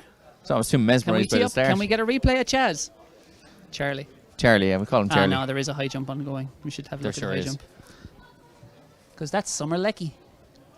And this is her third attempt at 177 to stay in the competition and join Bernice Colson and Glenka Antonio. Summer Leckie, this is the big one. Can she clear it? Oh, looks like she had the height, but just didn't in the end. Yeah, just clipped that one, Cahill, and it's unfortunate there to go on that third attempt for Summer Leckie. Shannon Craig as well, I suspect, is also on the bus. But Bernice Coulson with that clearance at 177. There's Charlie Duggan on the inside, miles ahead. Excellent technique as well. Really is powering away and coming through well there in lane 7. That was Carl Murray of City of Derry Spartans with a great second place. But well done to all the boys. It's not really about winning at that age, but who we kidding? It's absolutely only about winning. And Charlie's the winner. And Charlie's the winner. And my apologies, I think Shannon Craig is actually still ongoing there. She's got a third attempt coming up. Shannon Craig Can at she stay alive? 177. She likes to go down and disappear behind the high jump shed. What is that? Yeah, the mat. The place where the mat lives. Yeah, I don't know what you'd even call it. You'd hit your head walking out of that. Huh? You'd hit your head walking out of that. Many Many an athlete around Ireland has hidden Yes. in that in the depths of winter when there's a downpour out on the track. They've retreated to the high jump mat shed. Look at it. and by winter you mean summer. Shannon Craig getting Summer Leckie. Shannon Craig Third last attempt. attempt gets the claps going. Good to see her rivals joining in. Half-heartedly, I think. Yeah, half-heartedly. Yeah, lack of enthusiasm. Yeah. Whatever Shannon they say. Whatever. No, Here she she's goes. going for The it. little hitch kick. Up she comes. No. Oh, clipped it with her Summer Leckie shoulder. was probably closer there. I think she probably got a little bit too close to that bar. You'd have to Being say, the experienced 1 meter 20 centimeter high jumper that I am. yes. Very. Next that's not race great. though. But in fairness, Shannon Craig, that is her ninth, Shh! Stop sorry, talking. 10th jump. Apologies. Andrew Jameson is in lane 2. Cian McNally is in lane 3. Cormac Lehenny is in lane 4. Lane 5 is empty. Senna McConnell in lane 6. Dylan Carter in 7. And Tiago Hill, not related to Tiago Kelly in the last race, is in lane 8. Why would they be related? They have different surnames. But it's Andrew Jameson, a City of Derry Spartans. And the inside lane is the fast one today because Jameson is away and gone. 9:19. It's not quite Charlie Kelly levels, Charlie Duggan levels. But it's certainly not bad. It's Andrew. Jameson. Very, very, very impressive run there from him. Very impressive. Is he wearing 9:19. spikes? They look like middle distance spikes. They do look like spikes, don't they? They look like, yeah, we'll have a look. Oh, excellent start technique there from Jameson as well, you'd have to say. Look, Yeah, you've got down. the low crouch on. Boom, gone. See you later, lads. Yeah, like an airplane. Big long arms, Horizontal, good stride. parallel to the ground, and then up you come. Raising that nose, and he little jump there at the line. Little Jamie Davis-esque jump over the line there. Little you. I'm the winner. I'm the winner. I'm going to jump over the line. Have at you, lads. I'm better than you, Yeah, isn't it? that kind of stuff. Yeah, it could work. We've got more. Wait, no, this isn't hammer. This is the mixed discus that we're showing you currently. Down at the bottom end of the Mary Peters track.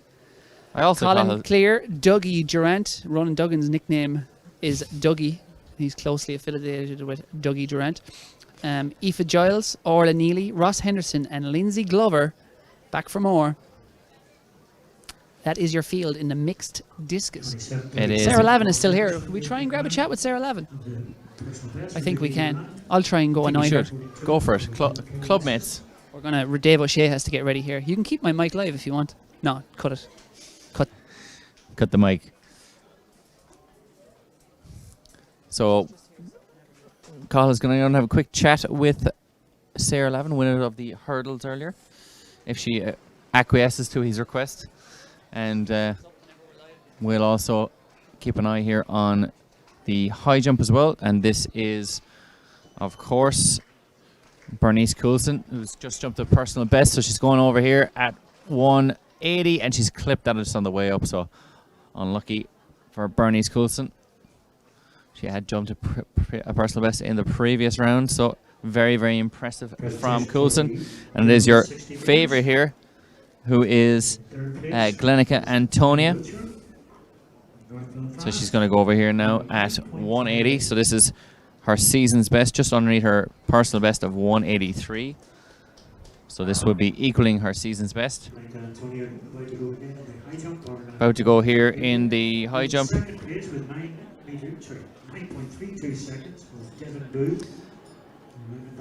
So we'll just get this jump here from Glenica Antonia. Trying to jump a season's best here, or equal her season's best of 180. And Antonia here, the Dutch athlete, first attempt. Antonia here on the apron, striding out. And going over at 180, first time, delighted with that. And we're going to get you down to Cathal Denny here and Sarah Lavin. Cahill's just getting to know the whole family here. He's really chatting away. He might even do the interview, to be honest.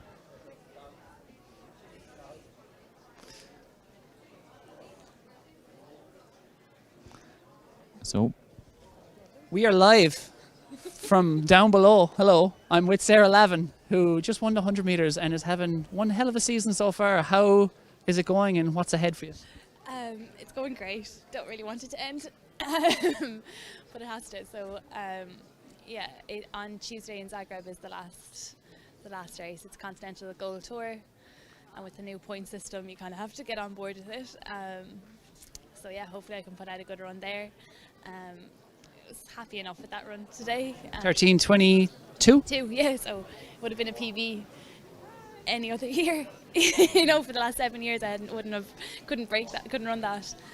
So to do it today, in I suppose thinking, I guess, because when you run your best performances you shouldn't be thinking.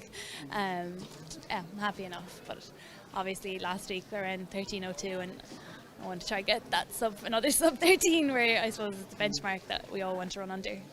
And we know you were thinking about the 100 metres. What swayed you in the end to say, no, I'll play it safe and save it for Zagreb? I need a coach in October. And she said, Sarah, don't. So I wasn't going to go against that, but I really would love to run a flat, but just the way that the season went, and I didn't get a chance to do anything but the hurdles, maybe indoors, but 60 is just too short. 200's too long. I'd hope when I get into the 100, but obviously Noelle knows best, and Tuesday's important. Obviously today is important, and it's really great. I love racing in Ireland, and I know obviously it's Belfast, Northern Ireland, but it's so great to not have to get on a plane, that you just, and obviously family can come and stuff. So that's what I love racing here, and we only got nationals as the opportunity really this year to do it. So and I have great friends up here, so I love a trip to Belfast. We all love it too. We were coming up in the car and we were looking up how many races. I think it's 20-something hurdles races you've run this year. I think it was something like 10 indoors and maybe 12 outdoors. Are you tired? I actually think when I stop on, say, Wednesday, my body then will go into a state of I don't know what. But I've just enjoyed every single race, and I really have. Is that part of the? I think we're going to have to. We got an 800 meters. That's way more important. I'm sorry. Yeah. Even middle distance folks, you go. It's been great to chat to you, and I'm sure all our viewers say very best of luck on Wednesday. Enjoy the off season. Thank you, Carl. Cheers. So fantastic interview there with Sarah Lavin, the winner of the hurdles earlier, and featuring Cathal Denny, our Sports Journalist of the Year 2019. And in this race we've fantastic men's 800 metre invitational here up for you. Andrew Milligan, North Belfast Terrier there in lane 1.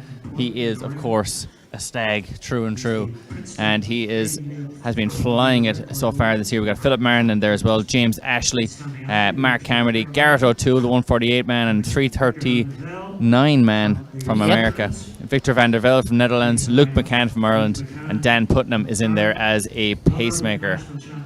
Yeah, we think this is going to come down to Luke McCann and Garrett O'Toole. Garrett O'Toole ran 148.91 in France just last week. 344 in Milan as well. I think that was behind Andrew Coscoran, Ireland's own 25-year-old from America. And Luke McCann, though, 23 years old, 146.25 in Luxembourg, in Schifflange, Luxembourg, back in August, and 336 for 1500. Ran very well over 800 here, I think, earlier in the season as well. Yeah, Philip Marin, this one as well, has run 150. It was back at the IMC here, held in Belfast in May. Yeah, so Garrett O'Toole there in lane 5 will certainly be one to watch. He's gone off quite steady. Luke McCann is on the outside there. You can see that tall athlete. He's slotting in behind the pacemaker. Likes to run aggressively, so he does, Luke McCann.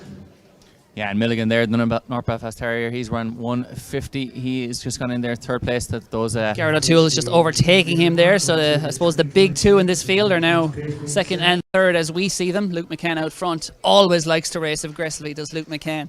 Garrett O'Toole, his big danger, 148 PB last week. On paper, Luke McCann should be best here, but he's at the end of a very long season, and he was Olympic standard hunting for a lot of the year, getting down to 336 or 1500. How much fuel does he have left in the tank, Luke McCann, as he hits the bell? Going to be about 52 seconds. Yeah, 52.39 the pacemaker, so about 52.5 for our man in behind, Luke McCann. But Garrett O'Toole and Andrew Milligan are very much stalking his footsteps right now as they come into the back straight for the final time running. Yeah, Philip Marin gone with that group there as well as the pacemaker. Mark Putnam just drops out, and it is McCann going into the back straight in the lead. He's got about a metre back on O'Toole, who looks like he's struggling a little bit, tried to hold on to the fast striding McCann there with 200 metres left to run. We're coming through in 1:20. It is pretty quick, and O'Toole is just on his shoulder. Milligan and Marin being left behind, but McCann with 150 metres left to run, Cathal, is flying it. It's McCann all day here. We thought he might fall apart. We thought he might be tired at the end of the long season it's been for Luke McCann. But this star athlete, this rising star of Irish middle distance running, from the European indoors to that Olympic standard chase around Europe and around the world to the Belfast International. What a year it's been for Luke McCann. 147.78. Wins by a street from Garrett O'Toole. Excellent run in second too from him. That'll be close to his PB at 148.9. And it was it wasn't Andrew Milligan. He surrendered. It was Philip Marin of Ratoath came through for third with a brilliant last 200. Passed out Andrew Milligan. Great stuff from Luke McCann. He had a whole lot left in the locker, even though he commits to his races, and it's so refreshing to see. No matter where he's running or who he's running against, Luke McCann runs without absolute fearlessness. But at the same time, he never really dies. He always digs so deep, and you can see there, even though he looked tired at 600, kicks it into gear again and brings it home.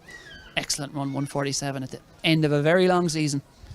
Yeah, he definitely looked like he was well ahead of O'Toole there. O'Toole looked like he was even struggling on the back straight to hold on to McCann, but really, really impressive running to 147 in September, considering he was chasing around Europe even in February and the European indoor season. To still be on the go running such impressive times is, well, impressive. It's impressive.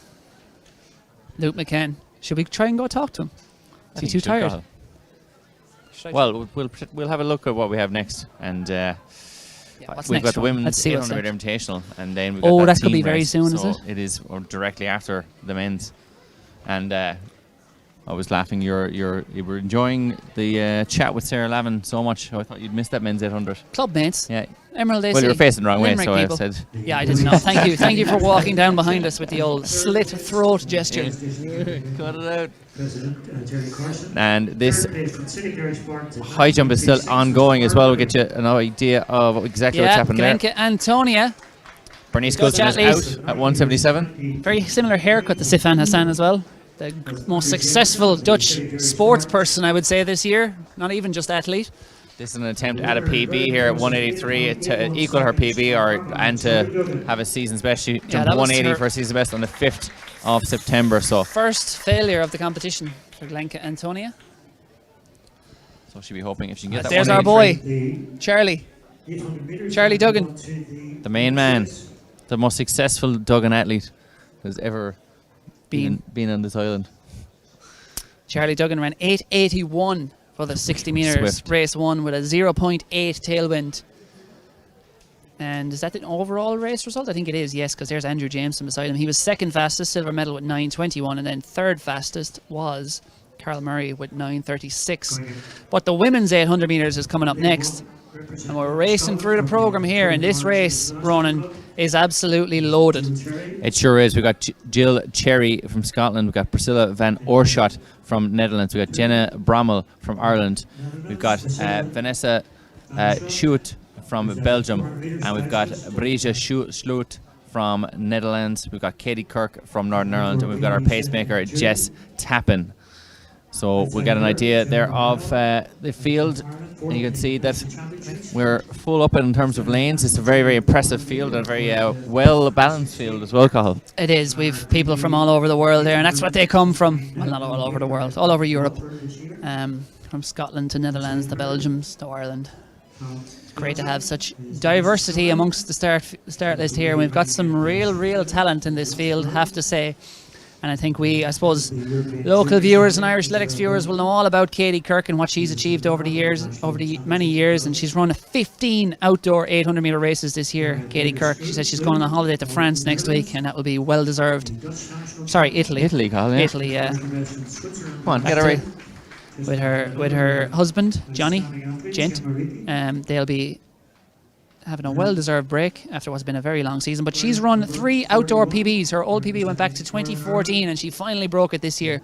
2:02.10 was the quickest of them that she did in the BMC in Eltham, and she ran 2:02.11 just recently there in France as well. So can she cap her season in fine style with another PB here? She is in lane 6, and Carl, she was saying that she'd hadn't raced for the first 2 months of the summer, so she's ran those 15 races in the last 2 months of the summer, which is a fairly difficult schedule to even coordinate. Certainly not easy. Yeah, never mind the physical challenge, just in terms of getting entered everywhere, it must be tough. But yeah, brilliant season. It's been a Brekke Sloot in lane, well, I'm not sure what lane she's, but she's only 21 years old, and she's the Dutch senior champion this year. 2:01.5 her PB, and she ran 2:02.48 indoors. Yeah, very good field. Jennifer Brommel in there as well, 2:02.20, 24-year-old personal best in Watford. But it is Jess Tappan, the pacemaker, who's on the outside there, is striding away and ran about 15 seconds for that first 100 metres, so getting nicely into the lead there. And then you can see Katie Kirk in the grey and orange shorts there. And that looks like, is that Brommel gone into second place there? It is Brommel in second place. Kirk is in third, and then it's Slout in fourth as they stand. But really it's 1, 2, 3, of course, because we have a pacer out front. And Jenna Brommel, we've seen so many times, likes to race aggressively, and will certainly be racing aggressively again here. Jenna Brommel 2:02.20 this year. She ran that in Watford back in June. Yeah, some excellent pacemaking here as well, Cathal, with that 45 seconds through 300 metres. So they're coming through in around 59.60, which is a lovely pace for these athletes. Brommel in second, Kirk in third, Sloot in fourth, and the athlete from Belgium in fifth. Hats off to Jess Tappan, the pacemaker. Usually pacemaking only gets remarked upon when it's bad, because it so often is bad, but Jess Tappan has done a brilliant job out front, and she has set this up beautifully for these ladies to attack that 2:01, 2:02 kind of times. And Jenna Brommel now has to commit. She's been left on her own at the front, and the ladies in behind will be hoping she goes after this. I think that is that moving up there on the outside. That is Vanessa Scouna, the Belgium, and she is another great athlete, 2:03.1, and she is taking command here. They are 1:31 at 600. This is a fast time on the books here if they can hold this together. It looks like Brekke Slout is falling away in fourth, but she might raise another effort in the home straight. But it is Scouna. It comes around Brommel, but Katie Kirk, the local girl, doesn't look like she's done yet. In her last race of the season, she's out into the lane of high hopes, coming at Vanessa Scouna. Scouna holds on, the Belgian at the moment, but the local hero, Katie Kirk, might just raise the roof here. Here comes Katie Kirk versus Scouna. Kirk's gonna get it! Takes the victory. It's a new lifetime best for Katie Kirk. 2:02.06. What a way to cap her season. That's her 4th lifetime best of the summer, her 16th outdoor 800 metres of the summer. And she'll be saying grazie mille as she heads off to Italy on holidays next week with a new lifetime best. Yeah, an impressive performance. You could even see with 200 to go, she was like raring to go, and you could see her just holding off here and holding off, and then out, as you said, into the lane of high hopes and going around. Scown, it looked like she's going to hold on. I think that's close to a personal best for her. She ran 2:03 in the past, but she looked like she was going to make it here with 50 metres left to run. But Kirk, after her there, all the way up towards the line, and Kirk with the home crowd behind her, just nicking it on the line. But I'd say that's a PB for both athletes. Scown before today had around 2:03.17 and had most recently raced in August with PB back in August. So great result for both athletes there. And Gemma Rommel back in third, just outside her personal best, but a fine run from the Limerick athlete. Such an impressive performance from Kirk. His fourth PB this summer. She'll remember the summer of 2021. A cracking summer has been for Katie Kirk. As I said, PB for Scown there as well. We'll get an exact time on that. And hopefully we have our men's results up as well. We in fact do have our men's results up. Luke McCann 147.77.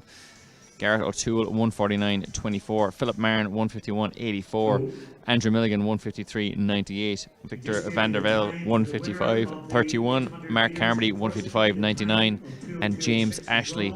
It is 2:01.94. And in fantastic news here, Katie Kirk has actually ran 2:01.94, and the crowd is going absolutely insane here, as is Katie Kirk. Delighted with that. Broken 2:02 for the first time. Scown it with a massive PB as well. Gives her a big hug. And the time was wrong. It was 2:01.94. She is sub 2:02. Lifetime best. Fourth time this summer. Brommel would have been a little bit closer to that 2:02 performance that she's ran then. She was just behind them, but Scown it PB as well. But what a day for Katie Kirk.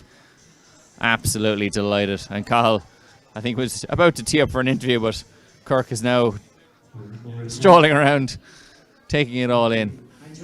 What a day for Katie Kirk. That was the men's results I was calling out there as well. McCann 147.77, O'Toole 149.24, and Marin 151.84. And we'll look for those women's results to come up as well. Tremendous performance there from Katie Kirk. Probably the race of the day so far. A fantastic race and a fantastic performance. And Cathal is going to get a quick chat with Katie Kirk, the new sub 2:02 lady. I think it's a qualifying performance as well for the Commonwealth Games. So very, very impressive day. A very happy day for Katie Kirk. And we'll have the women's team race up now at 2:35.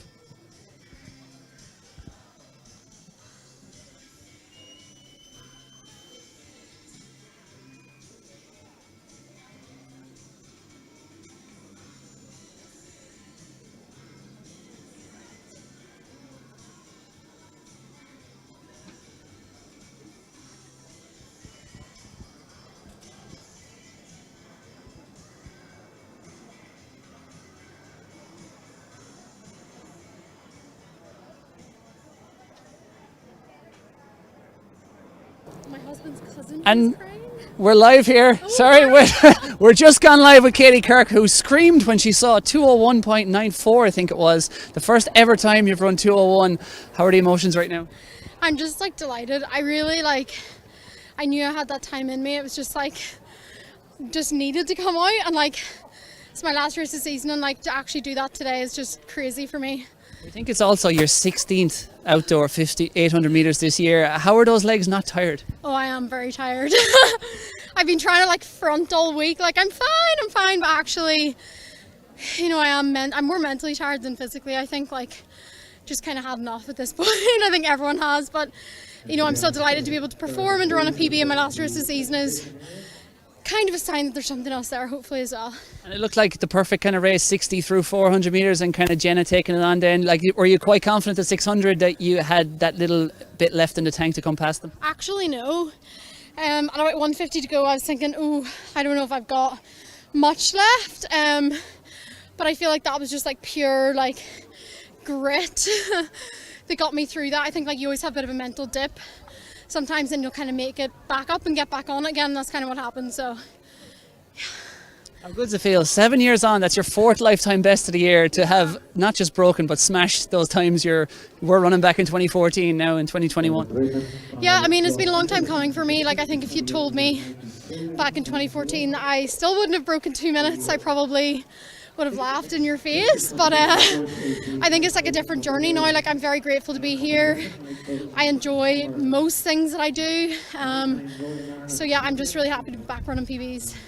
And obviously 2022 for any Northern Irish athlete especially, Commonwealths, Euros, and there's even a Worlds in there. What are you thinking is possible and perhaps likely now that you've got down to 2:01 this year? I mean, I definitely want to run at least 2 championships next year.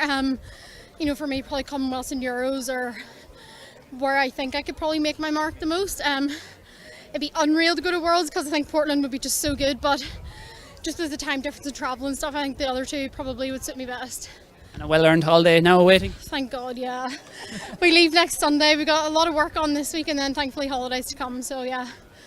What a way to end it, and huge congratulations today. Oh, thank you, thanks. Just very quickly.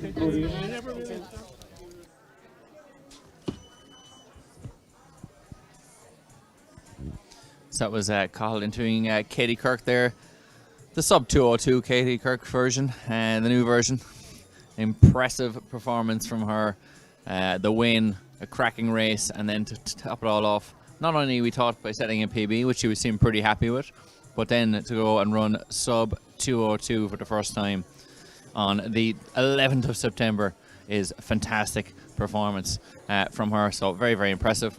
We also had some high jumping going on there as well, and I think just in the background, Glenica Antonia from the Netherlands has gone out at 186. She equaled her season's best of 183. Sorry, her personal best of 183, but 3 failures at 186. And we may even get a chat with the great Mary Peters in a moment, with Cathal, if we can. But we'll see. Our next race is going to be at 2:35, and we've got some jumps and throws. Cathal is going to go on and chat to the great Mary Peters, who next year is going to be 50 years since Mary Peters won that Olympic gold. So all coming up. Cathal's going to go and chat to Mary Peters in a moment. I also had one of those tray bakes as well, just to let everyone know. Very enjoyable. Have to say. So thanks to North Belfast areas for that glorious tray bake. Probably the best moment of today for me personally. And that is the shot put there for primary schools that we have going on. At least I hope it's a shot put. It may not be the shot put. It is a turbo. No, there's turbo javelin going on as well. 2 turbo javelins going on. And we have, of course, the men's 800 meter podium. So Garrett O'Toole in second place, nowhere to be found. Luke McCann 147 with the win. Philip Marin in third, 151. So McCann is the man on the podium here, number 1, winning that one. 147, good performance at this stage of the season. Great to see Luke McCann performing so well. Has been on the road since early February. It's been a long season for Luke McCann, but an impressive season for him. No doubt about it. And up next, so we have some primary school events ongoing, and we have a long jump ongoing there as well. We'll get you an idea of the results from those long jump. We got Johnny Cochrandis, Jai Benson, Ben Fisher, Jordan Cunningham, Troy McConville, and Josh Knox, all in that one, as well as a women's long jump with Michelle Garlinski, Abby Tate, and Erin Fisher, all competing there in the long jump later on. But of course, we're going to Cathal is hopefully going to have a quick chat with Mary Peters, who's obviously in massive demand here at her own track. It reminds me of the great Pat Hooper when we were in the Athlone International Arena, and Pat Hooper sat next to his seat, and his name was on the seat in Athlone, and somebody sat next to his seat. Somebody sat next to his seat, and he said, "Don't sit there. that's my seat. And it literally was. You see it has his name on it. And this is her track. Mary Peters is going to have a quick chat of Cahill is struggling to get hold of her as she's too much of a celebrity. He's struggling massively, and it may have let us down here. It may have let us down. So women's 2K team race. So it'll be ran like a cross-country race in terms of team points. But they're going to take the times of the 3 top finishers from each team, and they're going to add those times together, and it's the shortest time then wins. So if they're running 2K, let's say they run 5 minutes, which would be tremendous, and then we'd add the 3 5 minutes together to get 15 minutes, which would be the winning time. So that is going to be the 2K race that's coming up now very shortly. North Belfast Harriers, Lavin Valley out there as well, and it looks like Willowfield Harriers on the start line as well. So that should be an interesting race, to say the least.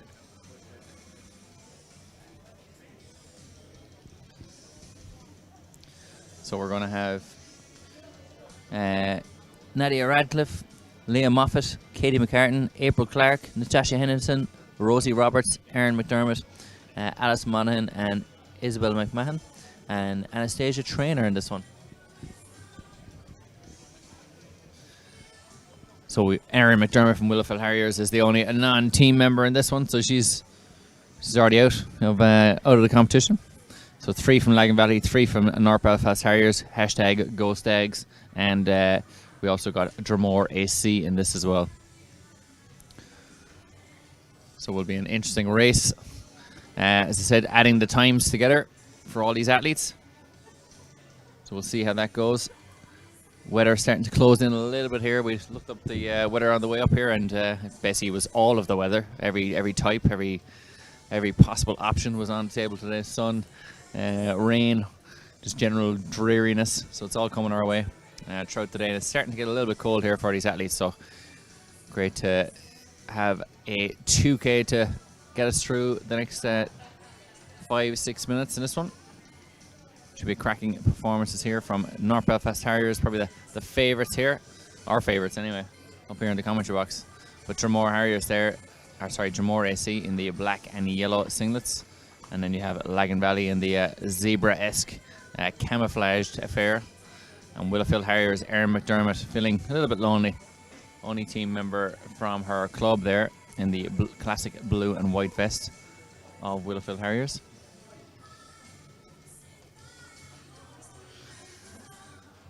We've lost Carl. He's gone. He's gone back to Barcelona. And but it was good having him here for the time that we had him, I suppose. I think about it like that. But we'll have the 2K, women's 2K coming up at 2:35.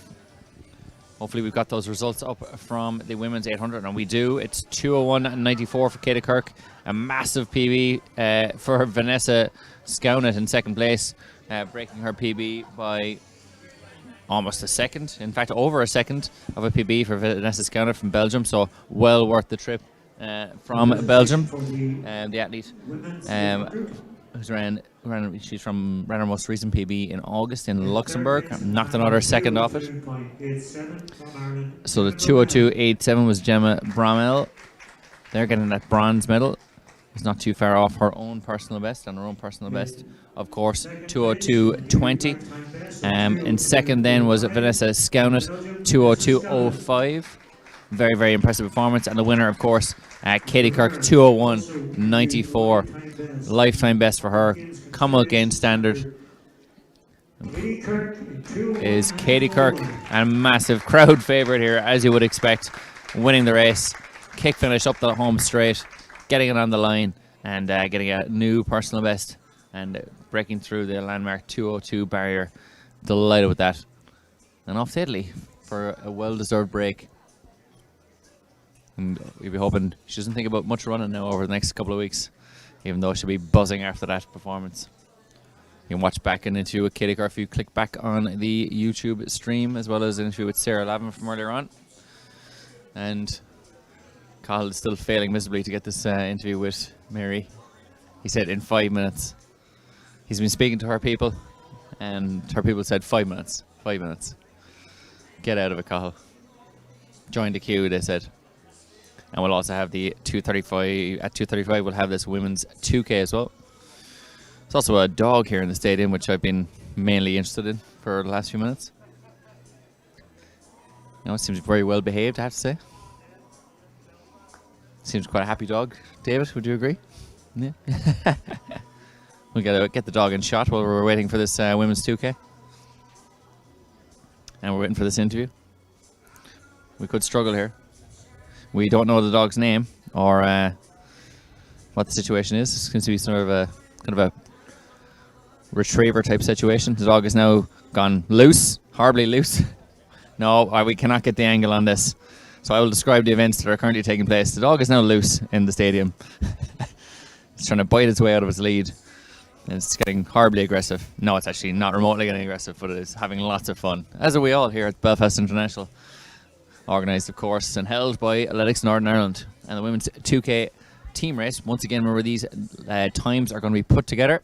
So we have from the inside. Oh, they haven't organised them in their teams. They've actually organised them in a kind of a waterfall-esque fashion. Or they've gone with a North Belfast Harrier, then a Lagan Valley, then a Dromore. So I have no idea who's who, but we've got 3 from Dromore, 3 from North Belfast Harriers, and 3 from Lagan Valley. And then Erin McDermott, all on her own, from Willowfield Harriers. So we've got Nadia Radcliffe, Leah Moffat, Katie McCartan from Dromore AC, April Clark, Natasha Henderson, Rosie Roberts from North Belfast Harriers. And we've got Alice Monaghan, Isabel McMahon, and Anastasia Traynor from Lagan Valley AC.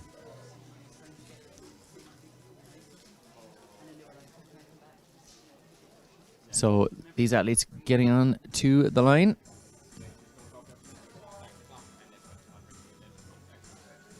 So these athletes now on the line.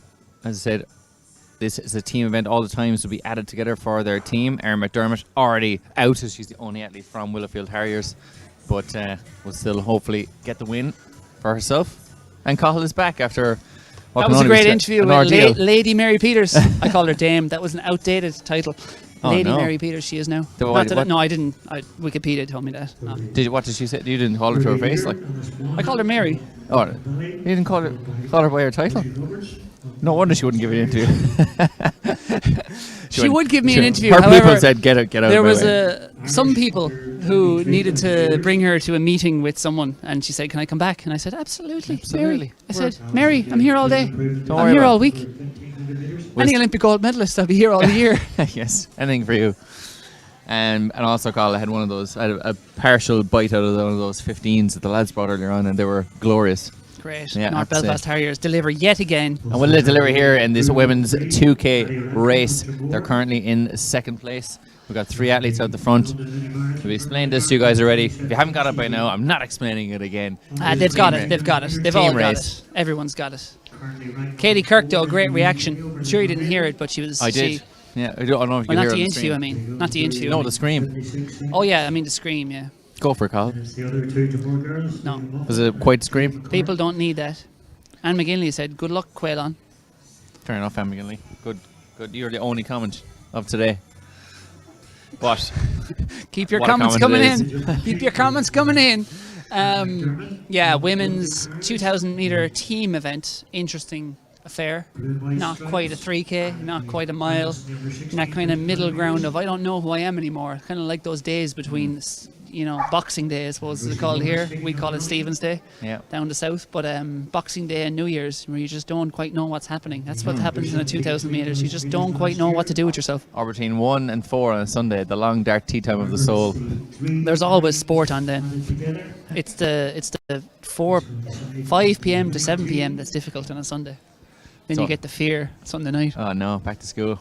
And you'll be getting the fear here as they come through. That is 164, Cahill. And by 164, I mean 184 because I can't see very well. That's 184. That's Rosie Roberts. And behind her is a Dromore athlete. That's 179, Nadia Radcliffe. And just behind that is the Lagan Valley AC athlete, who we'll just get here now. That is 2:11. I think that's Alice Monaghan. Don't go looking at me for help running. No, I'm still trying to secure the interview. You need to email her. Rosie Roberts still in the lead in this one from North Belfast Harriers. Just behind her then Nadia Radcliffe of Dromore, and they're running very, very well away from this field here. Roberts moving very, very nicely there in the back straight.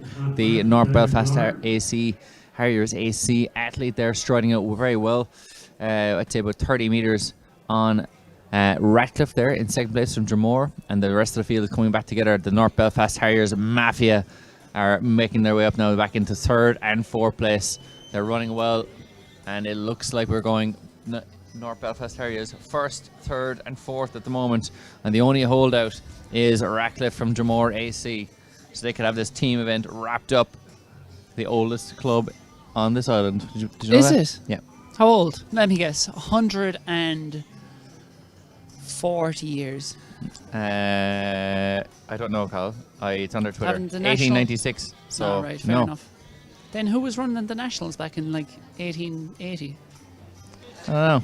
Maybe they only started around then. But anyway, Rosie Roberts. is peerless here. 2 laps to go. 3:54 on the clock. She is a good 30 metres clear as we speak. And our other 2 Lavin Valley athletes, April Clark and Natasha Henderson. Sorry. No, North Belfast Harriers. Of course. April Clark we're gonna and get Natasha poison Henderson. 15 bakes soon, mislabeling their athletes. But yeah, April Clark and Natasha Henderson look to have that team event sealed up with their places first, third, and fourth for the NBHs at the moment. Absolutely, and Rosie Roberts, though, in fairness, is peerless here. She's running away from this field, absolutely under no pressure here. We're coming around with it. It'll be a lap to go for Roberts as Cahill tucks into one of those 15s, and he gives a hand signal that says muy special. But he's very, very impressed with both that and Rosie Roberts' performance here in this 2K, coming up now with 500 metres left to run for her. It is a very, very impressive performance. Dromore Harriers, Nadia Radcliffe is not being, I suppose, she's put under a lot of pressure here. She's in a North Belfast Harriers sandwich, but she's holding on. Not unlike Craig Martram in the sandwich in the Commonwealth Games in 2006. Yeah. Kenyan sandwich. Kenyan sandwich, that was it. But we have Radcliffe here in second place. A lap to go, 5:12 on the clock for Rosie Roberts. Very, very impressive run from her. And we have Radcliffe in second place, about 10 seconds off. And then the 2 North Belfast Harriers, going to be a battle between those 2. Yeah, Clark and Henderson.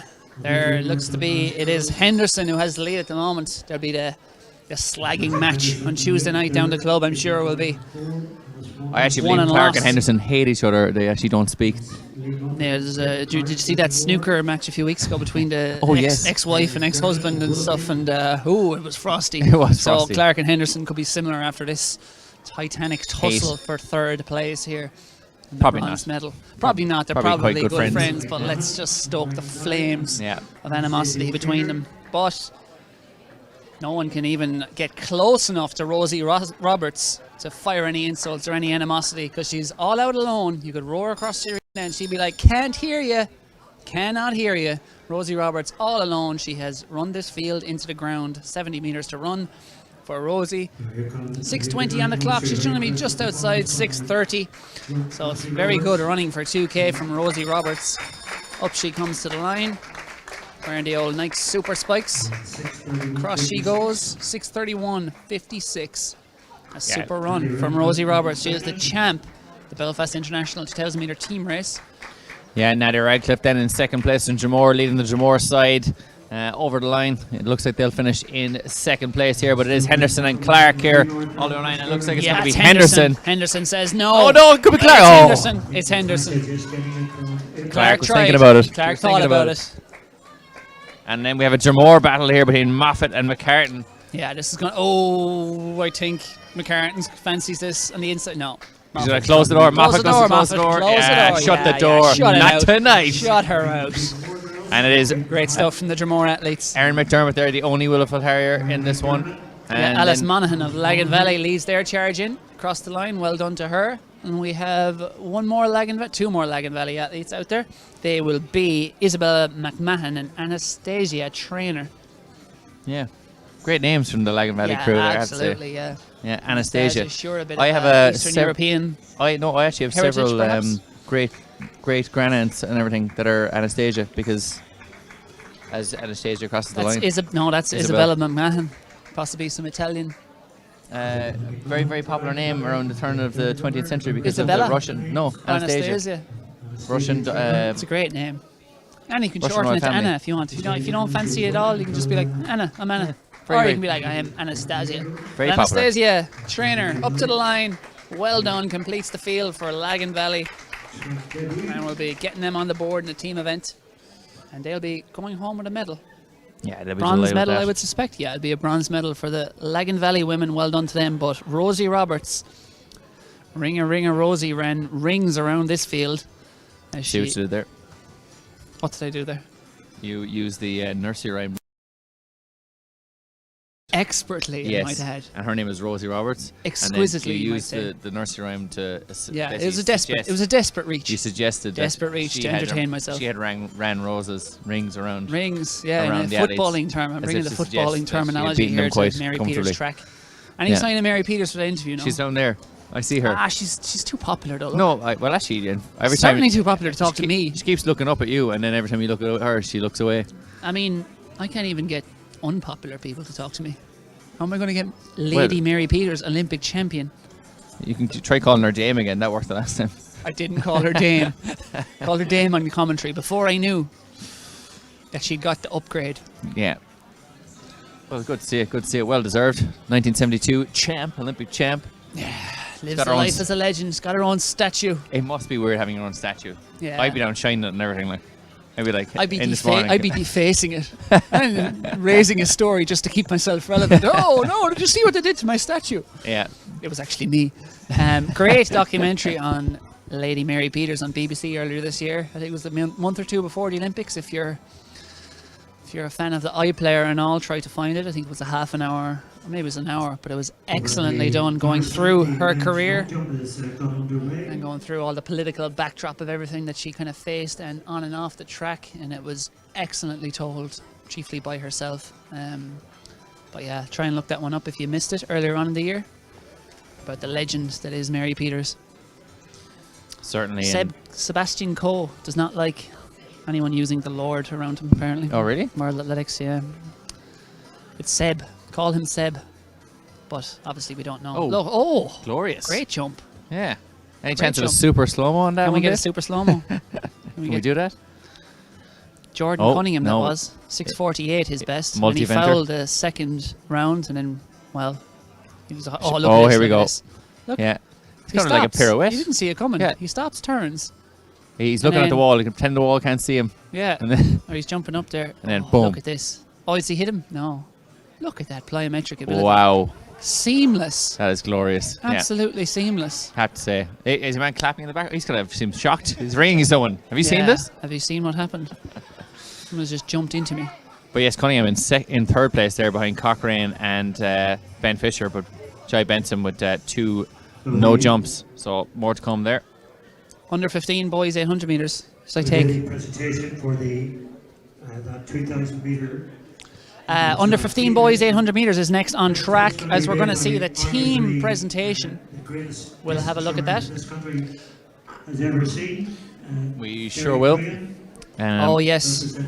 Thanks to my mole down there, there's a legend, another legend, not just Mary Peters in the house, Derek Graham, a titan of distance running, second in the world cross country, and I think did he set the half marathon world record back in the Broke 4 for the mile. yeah, he broke 4 for the mile back when no one was breaking 4 for the mile. We'll try and get a look at him there. We'll look at the medal presentation. He's over there in, I believe, that navy jumper. That's him there, I think, bottom right. That is Derek Graham. He is 80. He turned 80 last week. Yeah, He'll be 1964 presenting Olympian. the medal here for the 2,000 metres, yeah. And was ranked number 1 in the UK and Ireland at 3K or 2 miles, 3 miles cross country throughout Second the in the world 1960s. cross. Second in the world 66. cross behind Mohammed Gamoudi. You know what they say about Gamoudi. Absolutely. Elbows, Carl. Elbows. Exactly. But yeah, Derek Graham, a legendary runner. 63 for the half marathon when no one was running 63 for the half marathon. And also, we're obviously like have been obsessed with Without Limits, and we know all about Gamoudi and all these people. This man actually ran against a person that is a fictional character in Ironmans, who's obviously a real person. Yeah, but Derek Graham, that is Derek Graham. But we'll look back to the track and we'll try and catch a bit of Derek Graham soon enough when that presentation does go ahead. The legends of Northern Irish athletics. So in this under 15 800 metres, we have Thomas McCusker from Lockview, Ben Warnock from Monaghan Phoenix, Quaylon McFadden from Cranford. I think he was getting some support on the stream comments earlier on. Frank Buchanan, great name, from Enniskillen Running Club. Seb Holly from North Down, Luke McCausland from City of Lisburn, Mason McCreary from Lockview, and Tyler Dixon from Armagh. Yeah, going up strongly is Thomas McCusker there on the inside, leading alongside Ben Warnock of Monaghan Phoenix, and then Quaylon McFadden of Cranford. So it's McFadden, but now on the inside, McCusker of Lockview comes through and says, "You know what, lads, you can have a lock view of my backside as I come through 200 metres in about 30 seconds even." So it's a fast pace for an under 15 boys 800 metres, 2-minute pace. I'm good at maths. Yeah, this could be an interesting last lap, depending on how quickly they run this next 150 metres. But it is the young man from Lockview, McCusker, leading into the home straight. Warnock in second, and McFadden in third up on the outside in that Peruvian kind of kit, I suppose, of Cranford is what you could call it. And then it is Frank Buchanan. Not many young Franks these days, but Frank is a great name. It is, and as Frank is Buchanan. Enniskillen in fourth is in perfect place there to launch something over the final 350 as they come through. It was, about 62 seconds or so? 62 seconds, 2:04 place for these boys. This is pretty quick. There's no doubting Thomas out front, though. It's McCusker. He's making this a bit of a certainty race here. Yeah, it's Honest. McCusker's last stand here with 300 metres to go. And it is the man from Monaghan Phoenix, Ben Warnock, there, trying gamely to hang on to his shoulder. McCusker's looking at his feet saying, "Come on, legs, shut up, legs," as Jens Voigt used to say in the Tour de France. Look but out Warnock, for McFadden, though. Yeah, McFadden there from Cranford. Looks like he's coming around the corner. He's trying to get onto the shoulder of the man from Lockview, McCusker. And I think it is going to be Warnock with 150 minutes left to run. Warnock, McCusker's trying again. He's digging deep as he comes into the home straight. It is McCusker. Warnock looks like he's getting left behind. It is the man from Cranford, McFadden. McFadden in the Peruvian singlet. Well, that's not really Peruvian, but they say "Arriba, Cranford," and he's got the tongue out. He is dying, but he's hanging on from Warnock. McFadden from Warnock. What a finish! And Warnock gets it at the line. McFadden was getting a bit. I would say if he was a horse, you'd say he could use a bit of blinkers to keep his mind focused on the task that last 50, because he was getting a bit distracted by the fatigue, and he needed the finish line, as they say in horse racing, and it didn't come quite in time. And I think Warnock got it. Yeah, I think he did. Look, the athlete that's coming normally has a better chance of getting over the line, but actually they don't. It's normally the athlete in front who tends to hold on in photo finishes. No, incorrect information, Ronan. When they look level and they cross and one guy's coming back, it's usually the person who is hanging on who wins, but not that time, Ronan. Yeah, absolutely. Many examples to show you, and I'll go the distance and prove a point. But let's get back, because we were not doubting Thomas McCusker, but I tell you who was doubting him. Ben Warnock in second and third there, and Quaylon McFadden. Look, you can see McFadden hit the front there, but then he kind of not used to perhaps being in front. He's like, what do I do? I'm hurting. I'm going to look to the heavens. Shut up, legs, move faster. And then Ben Warnock there picking up the pieces, sneaks past right on the finish line. And it's presentation time. And Derek Graham, the man, the myth, the living legend, the 80-year-old runner-up in the world cross-country, presents the medals. And what a gent and what a heroic distance runner to look up to for these young athletes in Northern Ireland. Yeah, we have the women's or the girls under 15 coming up now. Just to round up that result, Rosie Roberts 6:31.56, top step of the podium there. Nadia Radcliffe in second, 6:43.65. And on the far right, Natasha Henderson, another of the North Belfast Harriers, the Massif, 6:54.27. And by 200ths of a second, she will be slagging the living daylights out of April Clark at training during the week and saying, "I got a medal, you got nothing, my dear. You're nothing." Sorry. Too much? I just sat back down there and Ronan is you turned and said, knee deep. "You are nothing." You are nothing as you gorge on more 15 tray bakes. Courtesy of the North Belfast Harriers crew, we should probably question the limits of the fun we can have off the North Belfast Harriers group, given they've fed us and kept us. And I have to say, exceptional 15s. I got to the age of 34 without having a 15 in my life, and now I have. It's made look all right. The glazed cherries I could probably do without, right? But then They add a nice little but that's something, the thing, something new. they're kind of like, oh, I wouldn't normally have them, but in the context of the whole operation, Yeah, it's they work. working. We've got another presentation there.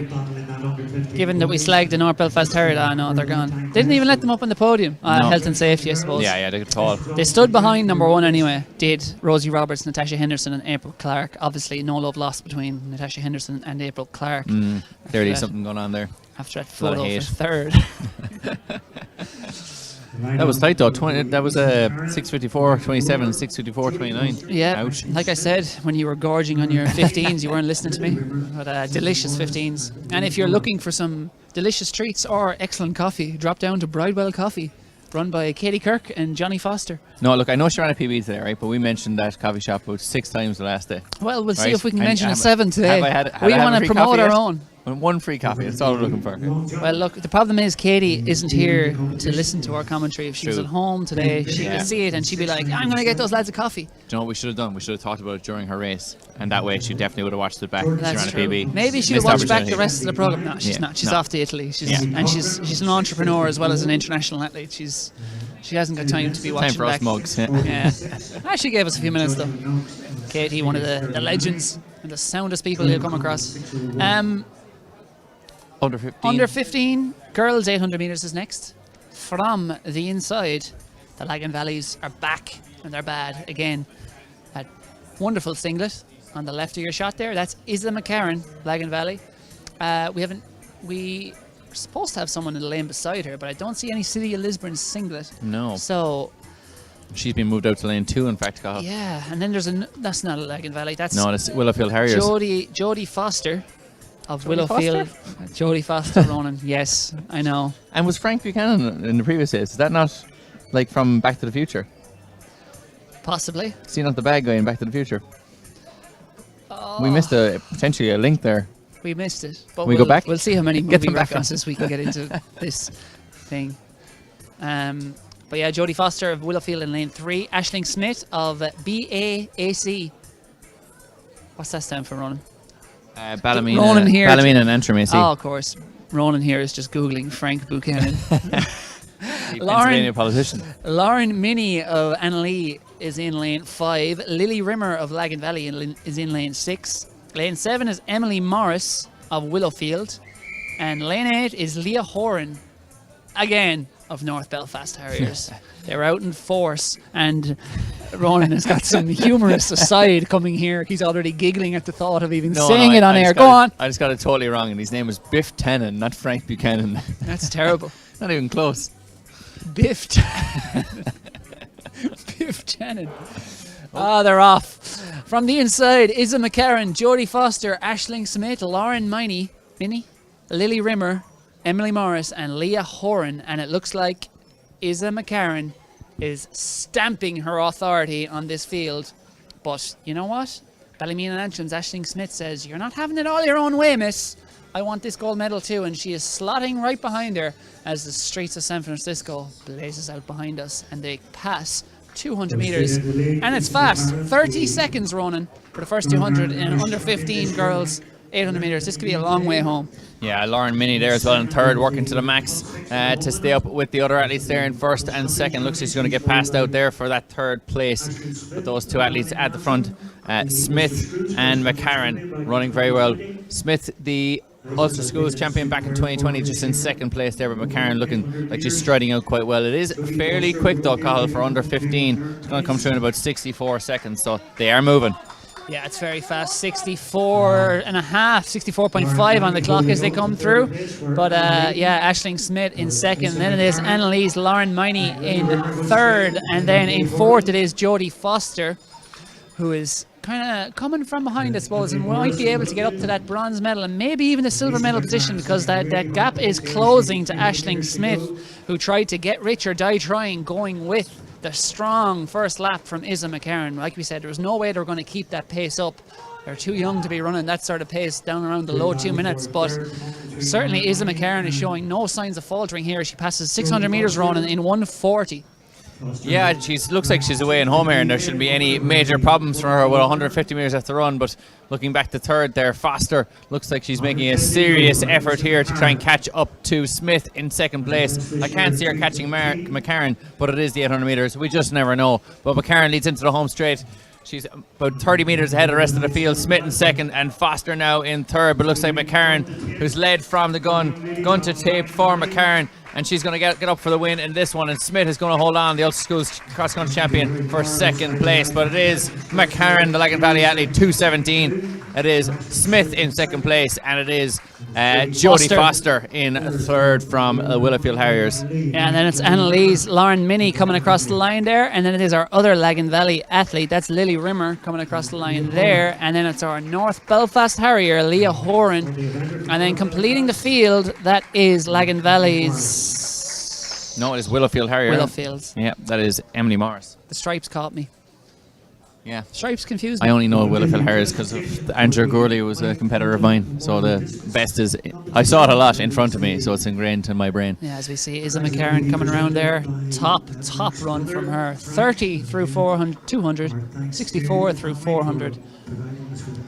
And obviously slowing down as they went on, but when you go out like that as an under 15 girl, you're always going to slow down. But all that matters in a championship is the gold. Good performance though, 2:17, which is decent. Yes, like, you know, at the end didn't really fall apart. Yeah, and as you can see there, she was happy to have the finish line. I think she slowed to a stop very quickly after it. We have discus presentations. Yeah, we get you those discus results as well that were coming in earlier on. Yeah, second place there, 31.42 is Dougie Durant. I think third would mean that's Colin Clear, I think, is it? No, sorry, Colin Clear has won it. Henderson. Yes, Ross Henderson on the right and Colin Clear there in the middle. 32.96, the champ.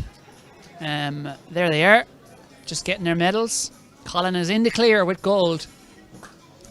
Those who used to hang around in the Balco days, like myself, who are old enough to remember 2003, will remember the Clear, the designer steroid that Victor Conte created. The world's best athletes were using once upon a time. Obviously, for legal reasons, no connection to Colin Clear. Between Colin Clear and the Clear.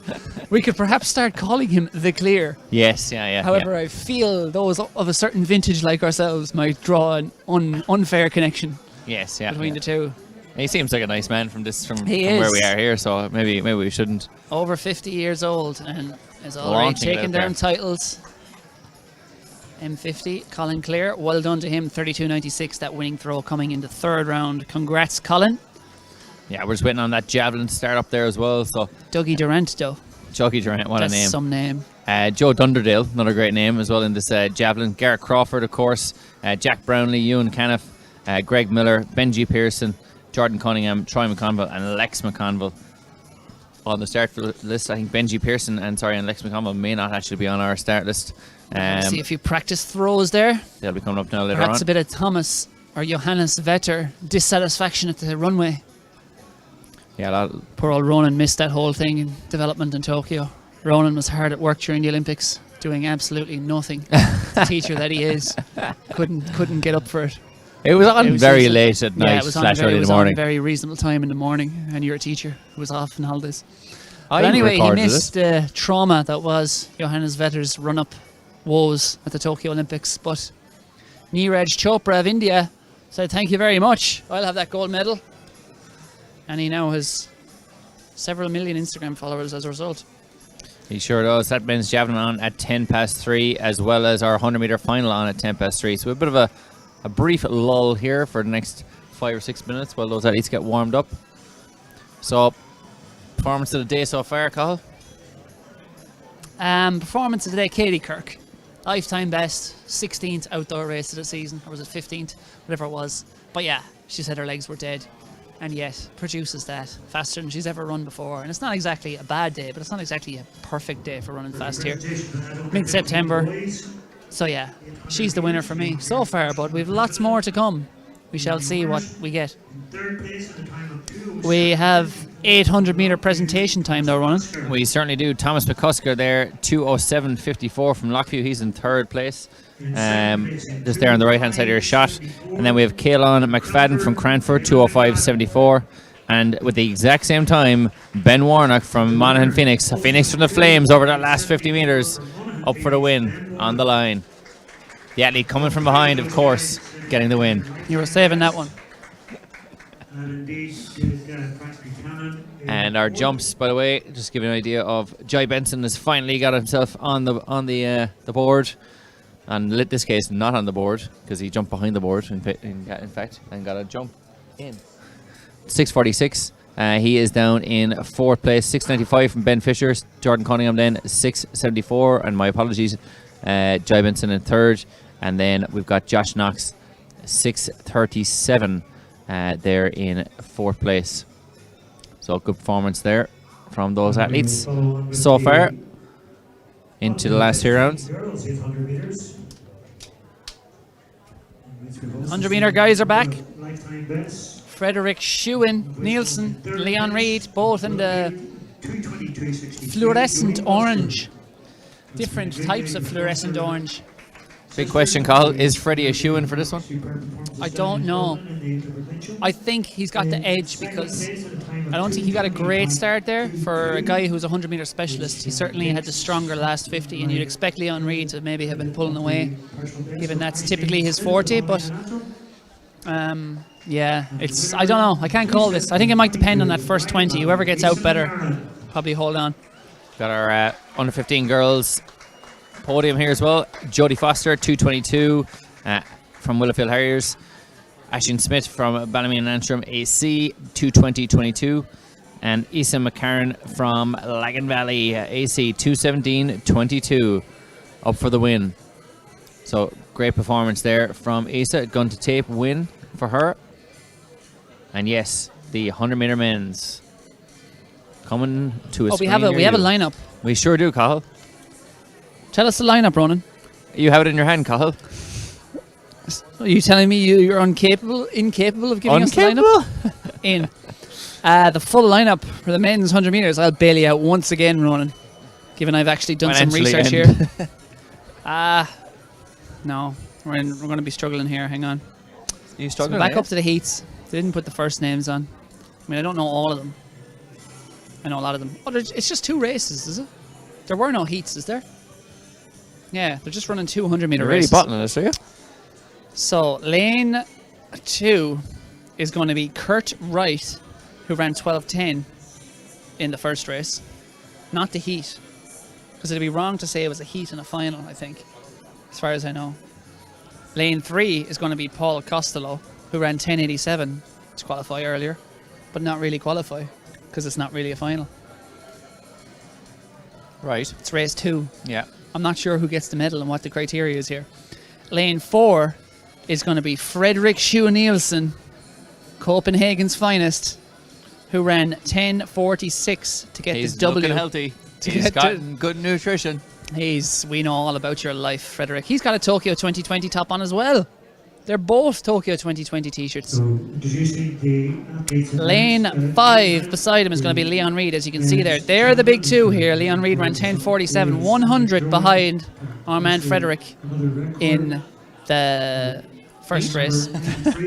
It's so confusing. It's so hard not to say. Leon Reed will obviously have all the home support will be Leon Reed today. Maternal mother is from Belfast, so he's a good connection to this city, Leon. And obviously represented Northern Ireland at Commonwealth Games before, and we'll be hoping to next year as well. Let me get this right now. Lane 5 is Luke Leon Morris. Reed. Yes, sorry. Lane 6 is Luke Morris, who ran 10:89. Lane 7 is Owen Duffy, who ran 12:27 in the first race. And lane 8 is Jordan Cunningham, who ran 11.16. So, go ahead, Ron. I don't see Jordan Cunningham down there, and he was the man jumping in the long jump Perhaps earlier on. injured himself like that Irish boxer at the Olympics in his celebrations, in his frivolities. Possibly. So he's Possibly in injured second himself. in the long jump, and he's also in the javelin. So he's a man in demand. We may not see him. In fact, there he is. There he is. Maybe he's going to sprint right the way around the track and get a Yeah. running start. Go, Jordan. Come on, get out of the pit. I think he's not racing, is he? Oh, you wouldn't think so, no. I wouldn't think so. I think he's Certainly heading up. walking the wrong direction to run the 100 Yeah. metres. It wouldn't be advised. No, I'd say we're not going to see him in this 100 metres.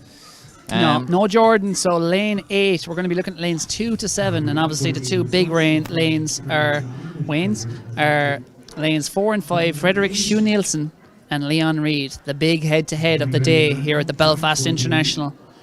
Ireland versus Denmark. Are they the exact same t-shirt, Colin? They're not the same t-shirt, Okay, no. that's all right then. Leon's is a Japanese team kit one that they basically sold it everywhere in Japan to try, and a lot of the ordinary citizens would be wearing that to show their support for Team Japan. And it was the kind of go-to souvenir for everyone at the Olympics is what Leon's wearing. And Frederick, he's got a Tokyo 2020 ASICS one without any national allegiance, I suppose, behind it. And I'm not sure exactly where you purchased that. Perhaps it was, I don't think Denmark are sponsored by ASICS. As far as I know, maybe they are though. Certainly not the Danish colours. But yeah, Frederick Shue Nielsen. And I suppose the battle for the bronze then have to be between Paul Costello and Luke Morris. They go in lanes 3 and 5. So they're separated by the two big men there. So there's the big four, I suppose you'd call them. The battle for gold and the battle for bronze, we'd expect, will be coming from those 4 lanes. But there should be 2 out ahead. Frederick Shue Nielsen and Leon Reid. There's not much between them at their best. Leon Reid 10.28 windy this year, 10.30 wind legal, and Frederick Shue Nielsen 10.24 wind legal this year, 4th at the Danish Nationals. And of course Leon Reid, the Irish 200 metre champion. Certainly we hear a roar from the Javelin there, and that's starting off their first round, so we'll get a good idea of exactly how that is going. Joe Dunderdale was the first up. It's an appropriate song. Sorry, go ahead.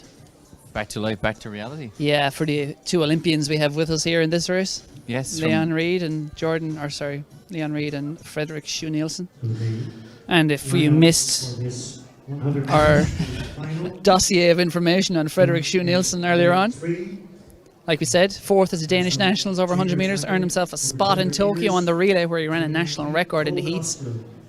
We might actually get an idea, look at our man at Javelin here, because Crawford won the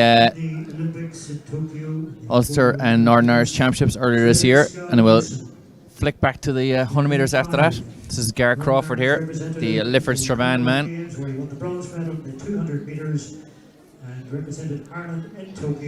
Josh Dunderdale with a massive throw in that first round, 64.32. It's a decent launch there from Crawford as well. It's very long.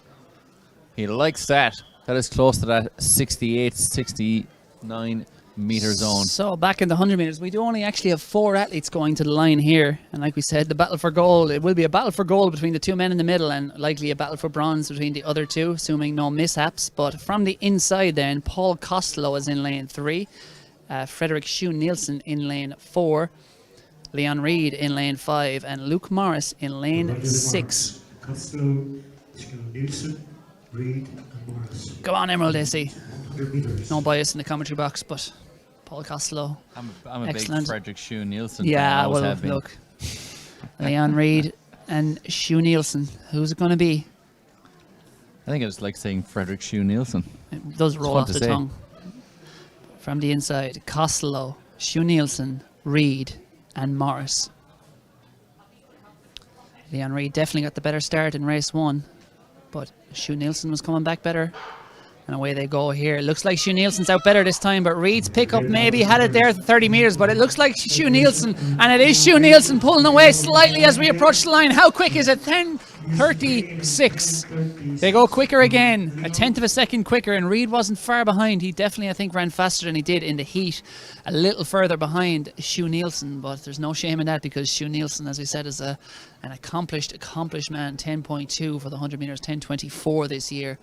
And he is bringing the heat to the Mary Peters track in Belfast. 10.36 for the Great Dane. And to see him getting on well, they were chatting like best buds before the race. And very much friendly afterwards.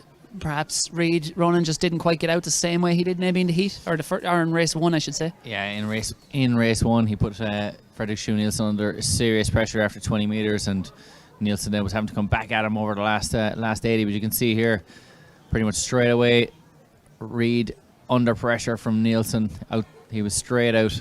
And they were just ahead of me even after 10 metres, so you knew Leon Reid was in a little bit of trouble. It looked like he was going to come back at him here, but Fredrik Schoen-Nielsen from 50 onwards, there was no change in the difference between those two men over that last 50, so there was one at the start. Paul Costello gets the bronze, and unfortunately Luke Morris pulled up there. Well done to all the lads. Good day's work. I'm sure that'll be the end of many of their seasons, but I'm sure some might eke out a few more races around Europe, perhaps. Whatever's going in September. Yeah. So in this javelin, this is Ewan Caniff. In the previous round we had Jack Brown, he got no throw, but we've 68-88 you saw from Garrett Crawford, so that's a massive throw from him. Very impressive. But Brownlee here, sorry, Ewan Caniff, 47-77. This is Greg Miller then of Scotland. Big Greg. Big G. G homie Greg. G unit. From Scotland. He's going to launch this one out. He's made Great the way Scot. across the gap, over the Giants Causeway, and now he's going to launch this. Look at the spear that it is. In a William Wallace-esque hurl at Longshanks. Out it goes. Well beyond 60 metres. Well, not well beyond it, but just beyond that 60-metre line. Yeah, you're looking at it at a high 60 there, maybe 61 at best. So That's not a Crawford, high 60, that's a low 60. high of the 60, like 60 point. Yeah, but you're confusing people there with your high Is 60. anyone confused? High If you're 60 sounds confused- like if 69, you're confused, 68. talk back in the next minute. Oh, look at so- the comments are coming in. Yeah, I'm confused, says S. McGeary. it's like the Can I classic. just come on, put your Thomas? hands up if you're not here. Okay, everyone's here. Off we go. Classic. Genius, Ronan. It doesn't Where really did we get you at all? Absolutely. So that was Greg Miller there, just over the 60 metres, perhaps. 61.07. And next up should be Benji Pearson from England. So Garrett Crawford still leading that one out, 68.88. Launched out. He'll be under pressure from Joe Dunderdale. You've been Dunderdaled, is what he says when he beats people in the I javelin. believe so. That's a good effort there. It looks to be well beyond 60. 62, 63. That was Benji Pearson there from England, launching that one out. So it's a very tight javelin competition. That was about 63, I'd say, in around that from Benji. Pearsoning the ground with the javelin. Oh, you're too good. No? You're wasted here. I am truly wasted. I mean, like, as in, I'm not actually wasted. You're wasting. We discussed. No. Don't do that. We won't do that anymore. What did we discuss? Just to let you know that opening throw by Garrett Crawford. Anyway, the 68-88. track next up on 62.90 by the way speaking. for Benji Pearson. It's the 1,000 metre Flavins squad girls race. Surely Porridge sponsor. Flavins? Right, Is there right. another Flavins? No, I think you're good to go on the porridge front. What did I win? Great breakfast. What? Did I win porridge? I don't know. I'd Is love it to win some porridge. an Flavins was oats-shaped great. trophy? Big fan of Flavins. Yeah. There's no porridge quite like Flavins. No.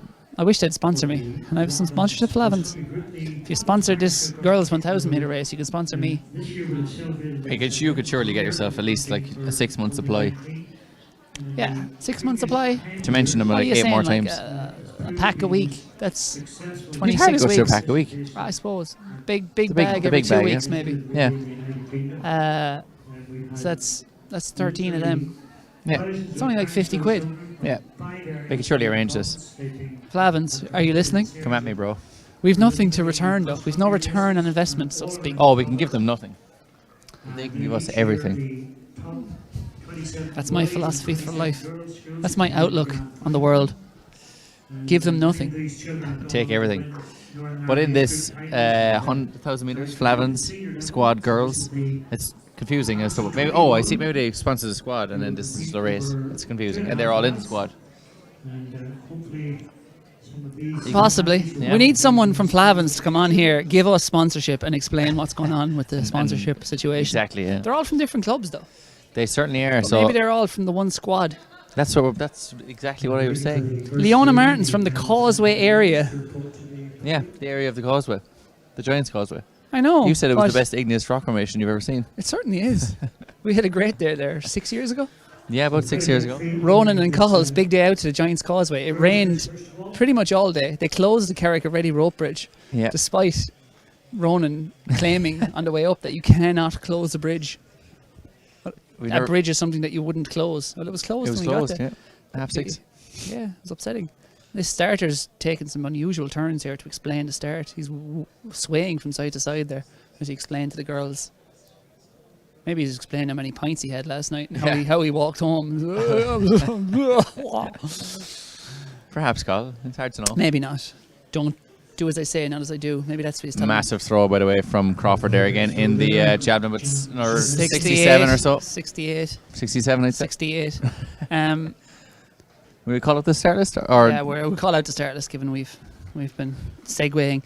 Katie Keown of County Antrim area. Aoife McGee, County Antrim. Olivia Morgan, County Antrim. Molly Blair, County Emer McKee, she is a star. Are you familiar with Emer McGee? Yes, I am. You're about to be. County Down area. Megan Mullally of County Tyrone. Carrie Foster of County Down. Lily Foster of County Down. Erin Playfair of County Down. We think Sophie Holmes is missing. She's not green on our start list of Northwest. Rebecca Nugent of County Antrim. Leona Martin of Causeway area. Ivan Donnelly of County Antrim. Casey Cousins of Southern area. And Annie McAvoy of Southern area. And that, Ronan, is Emer McKee out front saying, "Sayonara, ladies. Come get me if you can. This is a 1,000-meter race," and she appears to be sprinting. And the reason for that is Emer McKee. Once again, I'll ask, are you familiar with what she's done this year? What's she done? 16:20 something? I'll tell you now. 16:27 she ran. Told you. And she's going out in 31 seconds for 200 meters. God. Yeah, 16:27, the fastest 12-year-old girl ever to run 5K. Ever, people. Ever. That's Emer McGee. And she is leaving the field, trailing here, the Willowfield Harrier.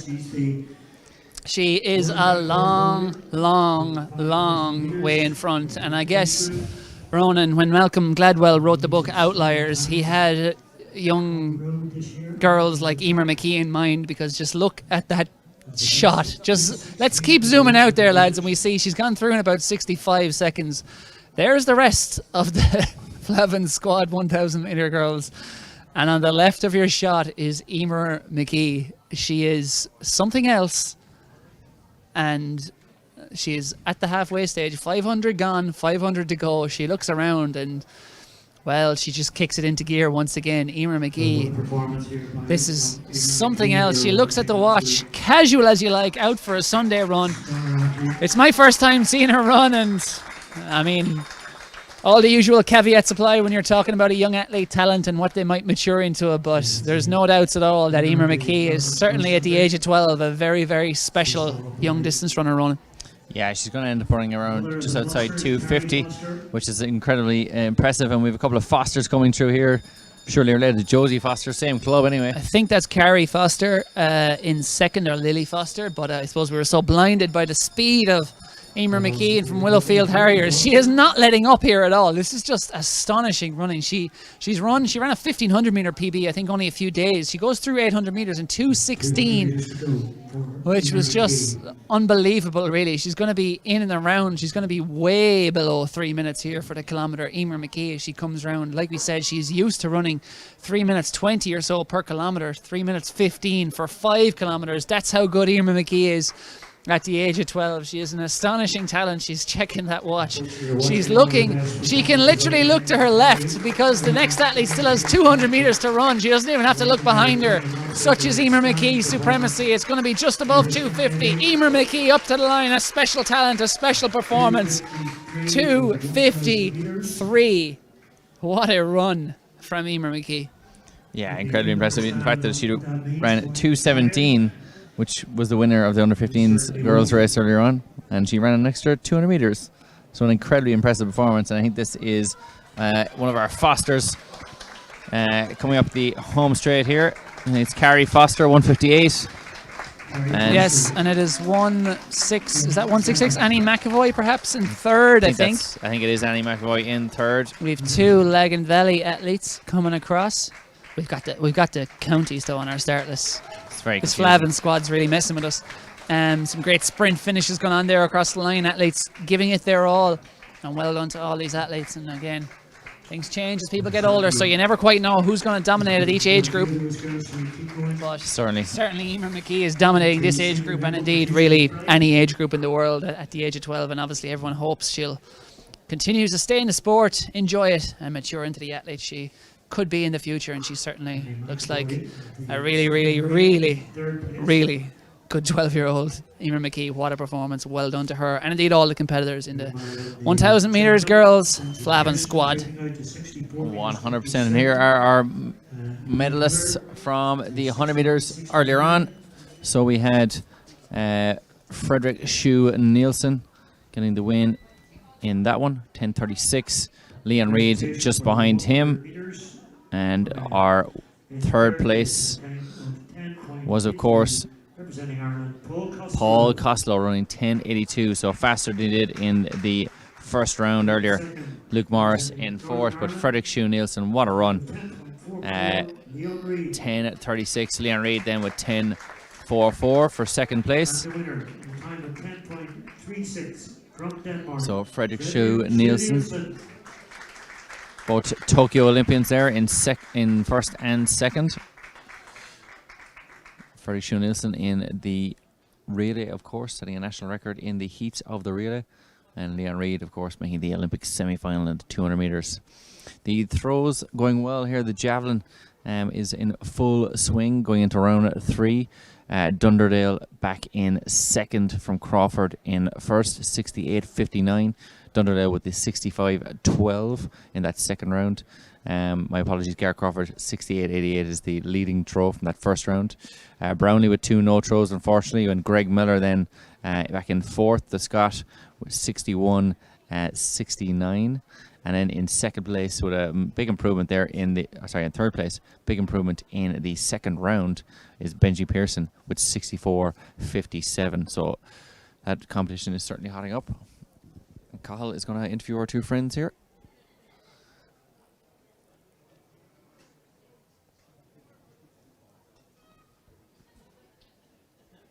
And we're here with Frederick Shue Nielsen and Leon Reid, first and second in the 100 metre, 200 metre race today. We'll go to you first, Frederick. It's been a crazy season, I suppose, from the Danish Nationals to Tokyo and back to Belfast. How's it all been going for you? Perfect. I thought after the first race that Leon was going to smash me in the finals. He didn't have any time to warm up because he missed his flight from London. So we had like a close race in the heats. So I was just like worried he was just going to beat me. So it was nice this race today. Good conditions, perfect for me. And Leon, 2 very close second places. Were you happy with the runs, or a little bit room to improve perhaps? No, like the way the day's gone, it is what it is. Obviously, he's no slouch. He's fast and an Olympian as well. So it's good, obviously, to come out here, and the field's obviously always amazing, and the support is always amazing. So, it's just been a really good day. Hiccup at the start, but apart from that, it's been a really good day. Yeah. And is this the end of your season? Oh yeah. I think it's about 2 months too long, but COVID does that, doesn't it? So it is what it is. But it's good to finish here at home. So. And Frederick, any more races in the lineup? Yeah, I have one in Norway next weekend. So hopefully they have great conditions as well, and I can keep the shape. Maybe get some points for the Europeans next year. So fingers crossed for that. Excellent. And Leon, I'm sure a lot of people, especially as a Northern Irish athlete, be wondering, like, Commonwealths, Euros, Worlds next year.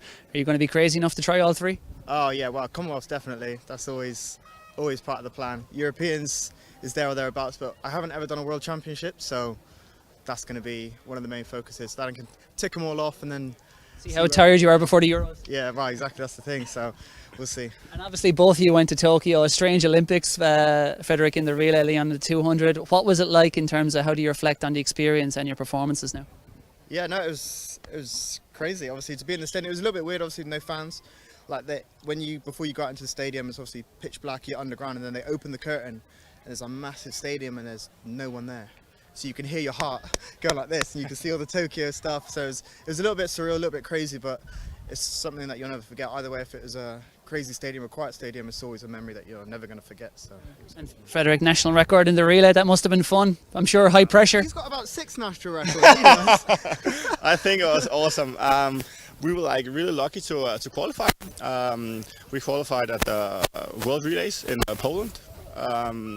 We qualified there at the wildcard, became third now after South African doping. But then we qualified for Tokyo. It was insane. And we smashed the Danish record with 0.5 seconds or something. So it was amazing. We didn't expect any of that, so maybe a little bit, but not like so much. It was just an amazing experience. Final question. I'm sure a lot of people will be wondering, how long do Olympians take off in the off season? How long before you're back in the gym, back on the track? Yeah, well, this is so late in the season, so I'm going to take a week off, then I start training. Ouch. Yeah, usually it's 3 or 4 weeks for me, but now it's a week and I'm back in, so he's still got races, so I don't know what he's going to... Yeah. How long will you have off? Is your race I think I have 1 week as well, because I have the race next week, and my team is started already training, so they're starting doing off-season. I'm still competing, so maybe a week. Depends on my coach, I think. Well, that's a great year to both of you. Well done today. Thank you. Thanks, man. Inspired by the performance of his clubmate, and we good presentation for that. So we're back here with the 1,000 meter Flavellan's men's squad event. So we have Aidan Keig from County Down. We have Isaac Dunn from County Down. Noah Watt from County Antrim.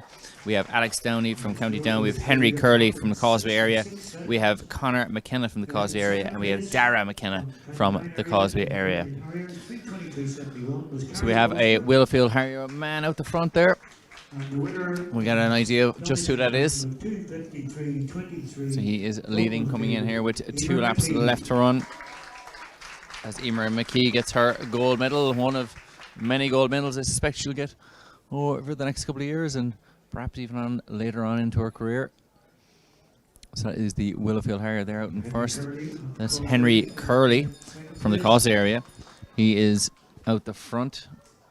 So it's Henry Curley in second place, and it is the Willowfield Harrier in first place at the moment. He's at least leading out. And I think that's Aidan Keig there in third place then. So it's Aidan Keig in third, and the second place athlete Henry Curley, the Willowfield Harrier, still leading at the front here at the moment. I think that was Noah Watt, if I was to get a guess on it. So we have the Willowfield Harrier leading this one. He's about 30, 40, 50 metres to the good. And the athlete from the Causeway area, Henry Curley, then in second place. And Aidan Keig then, the County Down athlete running for North Down AC, there in third place. And they're coming around now with a lap, into the home straight in this 1 kilometre race. This is the athlete from Willowfield Harriers, and that is 3:76 is on his, but it is Noah Watt. Is in fact Noah Watt here, going well here, and is Noah Watt. 1,000 metres led from the gun, and he's coming up to get the gold medal in this one, running 3 flat. 2:59.86, and he's delighted with that. And it is a great battle here on between Henry Curley from the Causeway area and Aidan Keig from County Down, going 1, 2, and 3. So an impressive run from those lads. We got athletes coming over the line here. That's 1:70. Dara McKenna and Luke Dunn then in just behind him. And then we had, I think that was Alex Downey then coming in there, crossing the line. So an impressive set of performances there from those men's athletes. And we have Cahill interviewing Mary Peters. And in 2 moments we're going to have Cahill interviewing Mary Peters and Emer McKee as well, 2 fantastic sports people. Obviously Mary Peters, 1972 Olympic champion. Emer McKee, the world record holder for the under 12 girls 5,000 meters.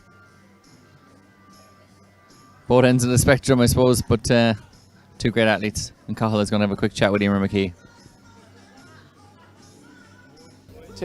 I'm here with the wonderful Emer McKee. I believe, are you still 12 years old? Yes, still 12. And for anyone who doesn't know, of course, we were shouting about you on commentary there. You've been tearing up the record books from 5k to 1,500 and now over 1,000 metres. Were you happy with that run today? Yeah, I was really, really pleased with that. I was just really pleased with my time.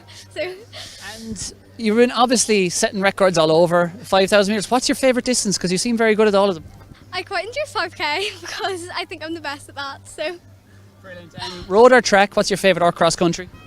I think I prefer road because it's not like it's muddy, but then you don't have as many laps to do in the track. Brilliant. And what's coming up now in the autumn season? Cross country?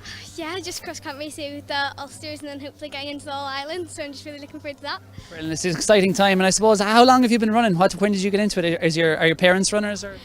Well, I got into running club when I was 9, and then I was doing park runs for me a couple of years before that. So running since maybe 8 or 9. So yeah. Brilliant. It's obviously going very well. So what's the long-term dream? Honestly, Have you set one yet? Honestly, I don't really know. Like, I guess I'd love to like run for Ireland or get into the Olympics or something. So I guess I'd like to do that when I'm older. It's been an amazing year, and you're making us all feel very slow and very old. So keep up the great work and keep enjoying it. It's great to see you running so well. Thank you so much. Let you go. Cheers. Emer McKee, everyone. And I think we might now have time. We'll go straight over here. We'll keep the camera rolling. We'll drag in Miss Lady Mary Peters for a quick chat. I'll stand here so the camera can see you, and it's great to see you here. You're watching, I guess, a lot of the new generation, and I know there was amazing the talent that's been on display today.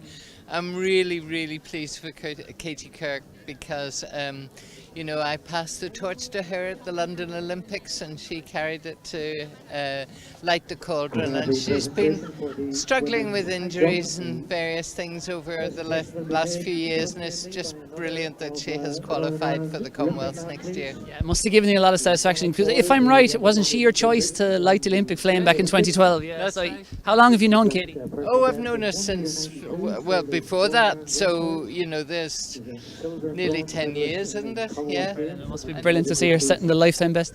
But I knew her dad as well when he was running, so yes, we've kept in touch. Brilliant. And obviously, your name's on the track, your statue's over there, but I think it's obviously very obvious that you always show up to these events. Like, why for you is it so important to keep coming out to athletics and to keep, I guess, athletics is obviously very close to your heart. Absolutely, and of course I'd love to see these young people.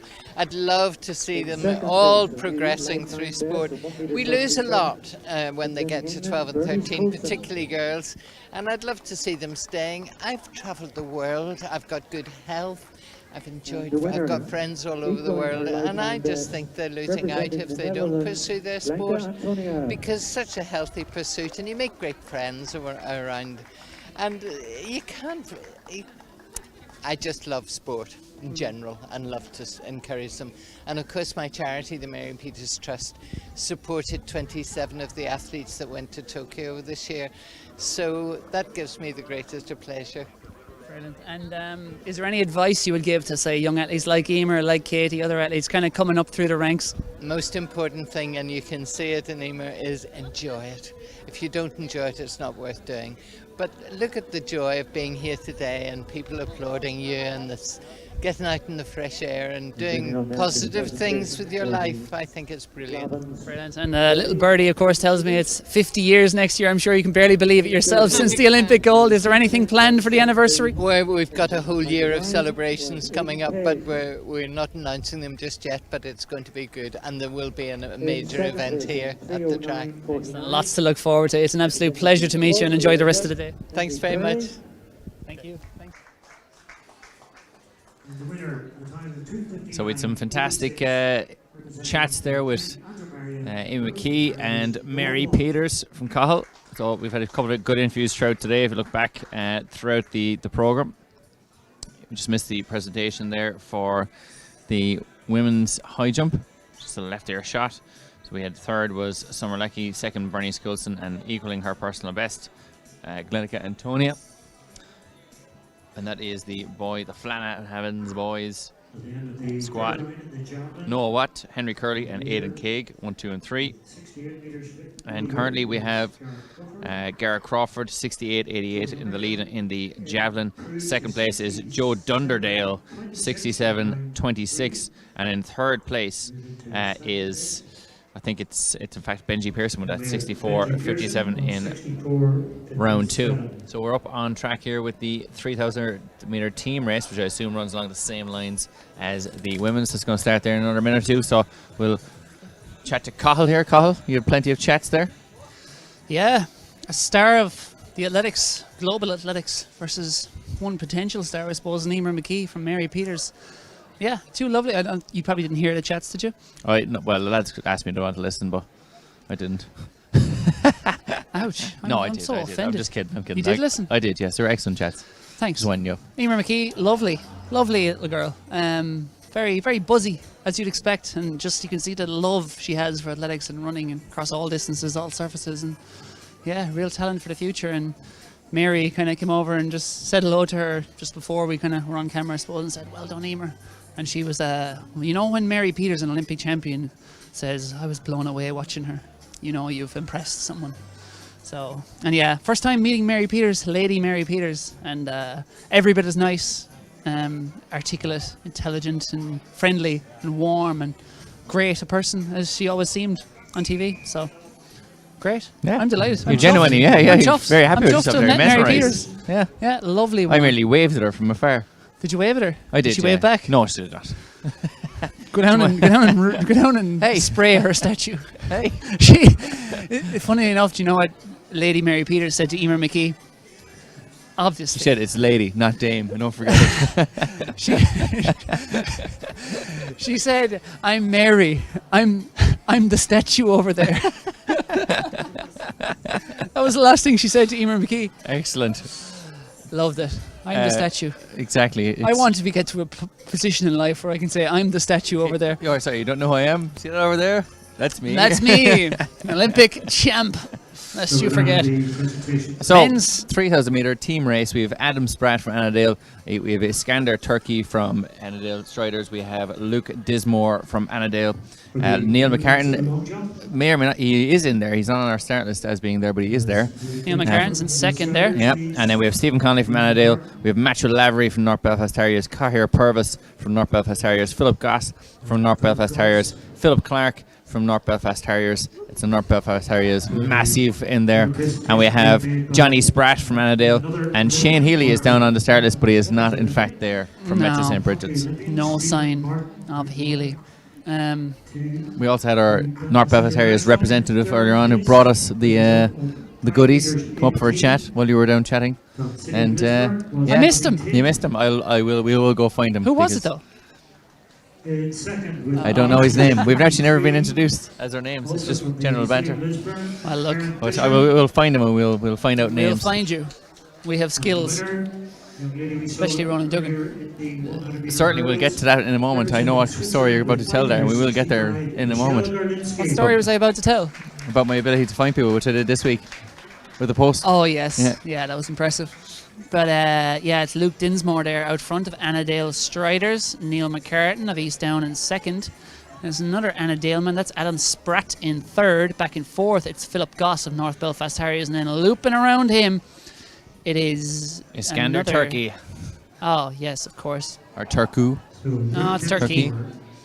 He is gone in to fourth place, but Neil McCartan, you'd expect the most likely champ in this 3,000 team race here. Another team race, I suppose. It's always hard to... It's team and an individual race, I suppose. Yeah, McCartan, though, on his own for East Down AC in second place there at the moment. And Dismore in the lead. But yes, just a very short story. Yeah, some letter came into our house the other day and had the wrong address, or had the right address but the wrong name. Yeah. And it had a return to send address in the back, so I tracked that person down. Ronan did some sleuthing on Facebook. Searched the guy's name, seconds. the return to sender, and within 40 seconds he had found the Facebook profile of a middle-aged man and he slid into his DMs and said, I have your post. I have your post. Do you want it back? Send me €8. Send me the price to post it. Anyway, he was informed what the correct address should have been. And Ronan Duggan, the good Samaritan that he is, headed on off down the road, took his dog for a walk and found a new address and dropped it in there. Gent and a scholar. And got nothing for it. Absolutely nothing. He did, however, open the envelope, take a slight discount from the birthday cash that was inside, and then reseal it using the steam from a kettle. Look, these things have to be done. Didn't you? Brother's got to get paid. Dismore at the front, McCartan in second, Spratt in third, and Turkey in fourth. And we have one of our men from North Belfast Harriers. It's not Mr. Goss. Purvis, I think. It is Purvis gone, and he's held on. He saw the gap growing. He saw the break being made, and he's taken closer order there. He's in fifth place, the Stag. The Stags. Big stag party for this North Belfast Harriers crew tonight. They passed 1,200 metres, 3:34.71 seconds a lap. Have at it. Yeah, Dismore. Annandale Striders probably winning the team event at the moment. First and third, but And fourth. yeah, it's not fourth, is it? Oh, it Yeah, is. he's Yeah, Annandale you're right. Striders, yeah. He is in fourth place, but It's a McCartan. takeover. Will McCartan Yes, get the win? Dinsmore out front. Dinsmore leading McCartan. And then back in third, it's Spratt and Turkey, and then Purvis. And then a gap forming back to 227. That's Goss. Who's got the Goss on Goss? Because it doesn't look like he's going to win a medal here, but he could probably finish fifth. But Purvis is the one hanging in from North Belfast Harriers. Stags refusing to lie down. Can Yeah, they get a Stags for medal? life. But it's the Annandale Striders. I was going to say striding towards the podium, but it's Go just for it, it's Colin. Let's do it. there, Let's go Annandale again. Striders are striding towards the podium. There, you got what you Excellent. wanted, Yes, and love we it. all Absolutely lost a few love it. seconds of our lives. But it is as it Dismore. was from Luke the Duke out front. Yeah, he's duking it out there with Neil McCartan in second place, the East Down AC man, the only individual from East Down. So he's out of the team competition already. He's not going to win it, but could he win the individual race? Unless he does some sort of Dolly the Sheep effort and clones himself during the race, and Yeah. also becomes a 9-odd minute runner who can then win the team event. Yeah, look, that's unlikely, Perhaps. Carl. It's unlikely, but I'm not going to say it's not going to happen. Yeah, Stranger we've things. seen it happen. They did it with a sheep. Neil McCartney could do it with himself, but he's in second place at the moment, looking very comfortable, tracking Luke Dinsmore, who's been leading it out from the outset. 3 laps to go, 5:20 on the clock. Yeah, Dismore's looking pretty comfortable there. And Turkey kind of took a little bit of a gamble there and strolled his way up into third place, and he's hanging on quite well as well. But McCartan still looking very controlled. He's been sitting there on the shoulder lap after lap. But it is these 5 men, 5 into 3, does not go, Cathal. It does. It's 0.6. 0.6 medals being handed out. Yeah. Luke Dinsmore leading McCartan from Turkey. McCartan's not from Turkey. We should just specify that. McCartan Yes. is not from Turkey. McCartan. Well, I actually don't know. He could be. Could be. Neil Could be. McCartan. Yeah, he's in second place at the moment. Iskander Turkey in third. And that is Adam Spratt. in fourth. And North Belfast Harriers, there's a legal requirement. It's in the contract that every event at the Belfast International has to have a North Belfast Harrier on the podium. And Cahir Purvis is in danger of breaking that contract, in which case he will be removed, dismissed from North Belfast Harriers Club, and the whole event will end. Yeah. Come on, Cahir, you got to get up to third. Sorted out, Cahir. Yeah, we need the Stag singlet. But the Annandale Striders. Yeah, looking very, very impressive, Cathal. Striding away, as you're about to say. You couldn't get it out of your head. Dismore and in the lead. McCartan in second. I could see it in your eyes. Kylie Minogue once wrote a song about it. But yeah, it's Dinsmore. What does a hungry dog say? Wolf? Dinsmore. Oh no. Yeah. Oh no for Cahir Purvis as well. He's out in fifth and he's lost the gap there with a lap and a half left to go for these boys. This is 2K, 7. Oh no, that's not 2K. That's 600 to go. What am I talking about? You're 7:08 on the 7:07, 7:06. Oh, Turkey there is going around McCartan. McCartan looks like he's done. Yeah, McCartan looks to have checked out of this one, but he's certainly hitting something of a wall here with 500 metres to run. And it's Luke Dinsmore. Well, anytime someone goes to the front with intent like he is often the strongest person in the race. And it's an Annandale Striders 1, 2, and 3. And Neil McCartan is threatening to be shut out of this race. As it is, McCartan, Turkey, and Spratt. And really, the rest of the field has been torn asunder here. It's about 10 metres now back to McCartan, and then it's about 50 metres back to Cahir Purvis, who's hanging on in fifth. But it's an Annandale Striders carve up here. Luke Dinsmore going for home, but I think there's a big threat coming from one of his teammates, Ronan. And Yeah. Adam Spratt looks stronger than Iskander Turkey. And Adam Spratt maybe about to hand it, maybe about to send it over the last 200. But can he catch Luke Dinsmore? I don't think he can. I think Dinsmore's got more in the locker there. And you can see that stride is lengthening out. Luke Dinsmore had something in the locker. And he fooled us all. He saved something, Ronan. He certainly did. Turkey is done and dusted, and it is Spratt with 100 metres left to run. He's going after Dinsmore, but Dinsmore always had a little bit left, and he's striding away from Spratt, left it too late, and it's going to be Dinsmore, the Annandale Strider, making it Annandale Striders 1, 2, 3, Dinsmore, Spratt, and finally Turkey, third place for him. McCartan, the East Down AC man, in fourth.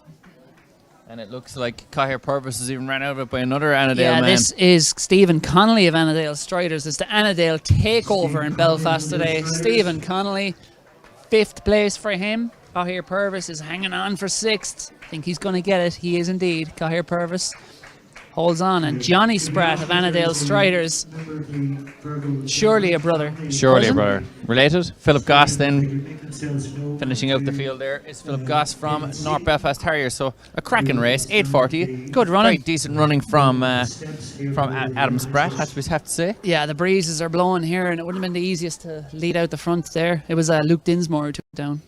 Apologies, yes, Yeah. Luke Dinsmore, as we can see here. Yeah, we see the last 150 there on the replay. Top stuff from Luke Dinsmore. Led every step of that race, I think. You can see he's certainly hurting there, and he was kept. He could probably close enough Adam Spratt, his teammate, to hear his footsteps. I'd stay there, and you don't want to look behind and give the man hope, especially before the last 100. But he didn't look behind, but he could hear him coming. He was kept up to his running over the last 200 there. Top stuff from Luke Dinsmore. As the song "I Want to Go Home, Let Me Go Home" plays at the Mary Peters track. But Ronan, I certainly don't want to go home. No, I certainly do not. Because I'm enjoying it. And to be honest, we've been here almost 3 hours, and it's absolutely flown by. It's been a joy. Anything held by Athletics Northern Ireland is always a joy, in my opinion. Yeah, Athletics Northern Ireland are a joy to work with and for. And let's hope they'll have us back at some point in the future. If we don't get cancel ourselves in the next 40 minutes, which is distinctly possible, as Ronan checks his fantasy football. While being paid to be on air, he's checking his fantasy football. He's a disgraceful human being and an unprofessional commentator. It's no wonder he was sacked by another association. We see the team presentation for the 3,000 metres. 3,000 metres about to happen. I was just checking if that was team or individual. It looks like it's just individual so far. But it may as well be team, because it's all the Annandale Striders. All the Annandale Striders are going to be out on track. Certainly, we're wrapping up the Javelin as well, Cathal. We're into the final. Better go back to the Javelin there for a look, and it is Joe Dunderdale was bringing the Thunderdale 67.26 for 2nd place, but the leader, Ronan, was 68. Garrett Crawford, 68.88 in the first round. One and done for him, except for three more times. But the first round was the first round and the only round that'll matter for him in the end here. He absolutely smashed it. 3rd place then, of course, Benji Pearson, 60 for 60. Here's Joe Dunderdale bringing the Thunderdale. The Thomas Vetter, Johannes Vetter, collapsed to the ground there, almost 70 metres, close to his best of 68.88, but I think be in and around the same region. Yeah, I don't think he's done Garrett Crawford out of there, but Garrett Crawford's been disimproving every round. He's been struggling the last 2 rounds. He's up here again for round 6. Yeah, we'll see how Garrett Crawford does. It's a remarkable skill the Javelin men and women have to release and then flop to the ground but not hurt themselves. Yeah, it's kind of like a two it's kind of like doing the worm, the way they land. It's remarkable, and they're often big men as well, and they generate quite a bit of force. It's impressive how they do it. Yeah, it certainly is, and yeah, as you said, how do they not hurt themselves? If I fell over, or even if I fell to the ground, I wouldn't get back up. Never mind throwing a javelin. No, it'd be game over. Yeah. Should be carted out. Here is Crawford though in the javelin. Yeah. Our current leader. Yeah, 68.88 for Crawford. Sorry, Dunderdale, 68.95. He's the leader, no more. Oh no. Dunderdale. You've been Dunderdale, Garrett Smoking Crawford. Joe. What do you got, Gareth? 2 rounds to go. This better make it a good one. Oh, does a somersault there as he releases. It's not an improvement though. No, 66 I'd say. So back to a reasonable effort after 2 kind of difficult rounds, but Dunderdale might have brought it home. That 5th round throw. I know, what a pulling it out of the fire. And again, Crawford, as you said, disimproving ever since the opening round. So can he find one? He might get a favourable gust of wind though. You never know. Yeah, 1 round to go Javelin for them. throwers, of course, like a headwind, not a tailwind. I say of course as if I've known that since I was a kid. Of course. Of course. If you say of course, people think you're educated. We are Of course, it's the men's or the boys, primary school boys, 400 meters. not. And of course, Charlie Duggan is back. Big Chaz, bringing it We're home. going to be looking out for Charlie. The full lineup for the primary school boys. The big one of the day, 400 meters. Charlie Duggan from Omagh on the inside. Look at him in the blue singlet. Can anyone stop him? I think not. If that 60 metres is anything to go on. Ethan Connolly of Armagh, Cian McNally of Armagh, Darragh O'Neill of City of Derry, Carl Murray, City of Derry, Andrew Jameson, City of Derry. 2 North Belfast Harriers. They are Thiago Hill and Tiago Kelly. Is there a rule in North Belfast? You have to name your son Tiago. I think so, yeah. After Paris Saint-Germain fans, perhaps? Yes, Was that who yeah. he was? Thiago Alcantara Was that where? or Thiago Silva. Silva. Yeah, Did he play Thiago for Silva played PSG? centre back for PSG. Yeah. There we go. See, I'm not. I know a little bit about soccer. Soccer ball. Robert Quigley is next from Lagan Valley. Cormac Lehaney of North Belfast Harriers. Lehaney? Lehaney, I'd say. Lehaney. Ronan Barton of Omagh Harriers. Jack Craney of Omagh Harriers. Senna McConnell of Lagan Valley. And Dylan Carter of Omagh Harriers. And the question that has the whole sporting universe talking today is, can anyone stop Charlie Duggan? He's been on a rampage at the Mary Peters track here today. And that 60 metre win earlier, it was 881. 881 running. I mean, Yeah. he is a full 0.40 second clear of Andrews Jameson of City Derry Spartans over 60 metres, and they were beside each other, I think, on the track there. So, can Jameson turn the tables Yeah, up to 400 metres? It's 7 times almost the distance. It is. You'd and think that might change stuff, but when you're a champion like Charlie Duggan, maybe you can just do it anywhere. Quite possibly. He looks pretty psyched tonight. He's doing a few little plyometric jumps. He's kind of it's spreading around the group there. They're all doing it now. Love it. Trying to make sure they all look confident. But I think the only issue may be that Andrew Jameson is a little bit taller than him. He might have a longer stride over this 400 metres, 1 lap distance. I'm going to predict we see a very fast first 200. Unnecessarily fast, and then quite Misery. an uneven pace. I called misery over the last 50. A big positive split, I would say. But I fancy Charlie Duggan to bring it home. That's my pick here, Charlie Duggan of Armagh. I'm going to go for Jameson just for the Yeah, crack. Jameson to turn the tables from the 60. Or maybe there's a 400 metre specialist in here. Not that such a thing really exists at the age of 10 or whatever these boys are. But that's Jameson out front, I think, isn't it? It is. That is Jameson, but Duggan is on him. And this could be a day for Duggan. Jameson has gone out like a bat out of hell, but Charlie Duggan is not letting him go, and we have a bit of a gap back there to 3rd and 4th. Those boys might be hurting because, you know, Jameson and Duggan are the kingpins of this domain, as we've seen from the 60 metres, and I think they'll still be the dons of the primary school boys athletics event here as we pass 200 metres in 33 seconds. Who's it going to be, Ronan? Is Jameson going to hang on, or is Duggan going to come back from the depths of Douglas? I think Jameson's going to hang on here, although I don't Duggan think so. he's starting to come after him again. And we got a couple of guys behind the North Belfast Harrier. They're in 3rd, so they're coming after them. But it is Jameson leading into the home straight. Jameson in the lead with 100 metres left to run. Duggan looks done and dusted. He's not done. Duggan is never done. Charlie Duggan finds an extra gear, says, no thank you, Andrew Jameson. Double gold for Duggan. Champion of the primary school boys of the Mary Peters. 400 metres, 67 seconds. He heard his namesake, Ronan Duggan, on commentary. Doubt him. Slating him with doubts raining in from the grandstand, and said, no, Ronan, I am a champion, Duggan. Unlike you, who has 0 schools medals, I will go on to win many schools medals because I am Charlie Duggan. That's true. Big Chaz walks off, strides off, not a bother on him. Cormac Lehaney in 3rd place. Mic drop. If he had a... We'll give him the mic and allow him to drop it. He got a... Do you know what it was? He's clearly a sprinter, and he got to the last 60 and said, now we're in my home field. He looks done here, in fairness. Jameson striding away. No, I was never in doubt about Lehaney Charlie then, Duggan. I thought North Belfast Cormac Lehaney was going to come after we him. know what the contract says. North Belfast Harrier on the podium.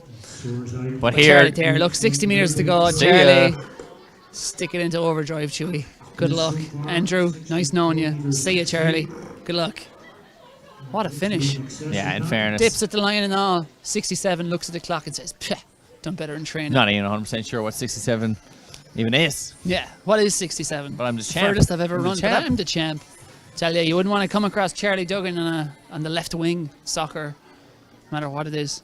In any sport. Or Any sport. Charlie Duggan, fearless competitor. Legend of Champion. the game. Never to be Oh. doubted. I'd never doubt him again. I mean, you asked me what was my highlight, and it was Katie Katie Kirk. Kirk. It was Katie Might be in Kirk. trouble. 800 meters, but She only won and one. that showdown over 100 meters. How many races did Katie Kirk win today? 67. One. QED, Right. Charlie Duggan, athlete of the day. Emer McKee, I know you're No. breaking world records faster than anyone your age has ever run, but didn't win 2 goals like Charlie Duggan won 2 goals. No. Big Chaz. Got it done. Back to the javelin. Joe Dunderdale. This is his last chance.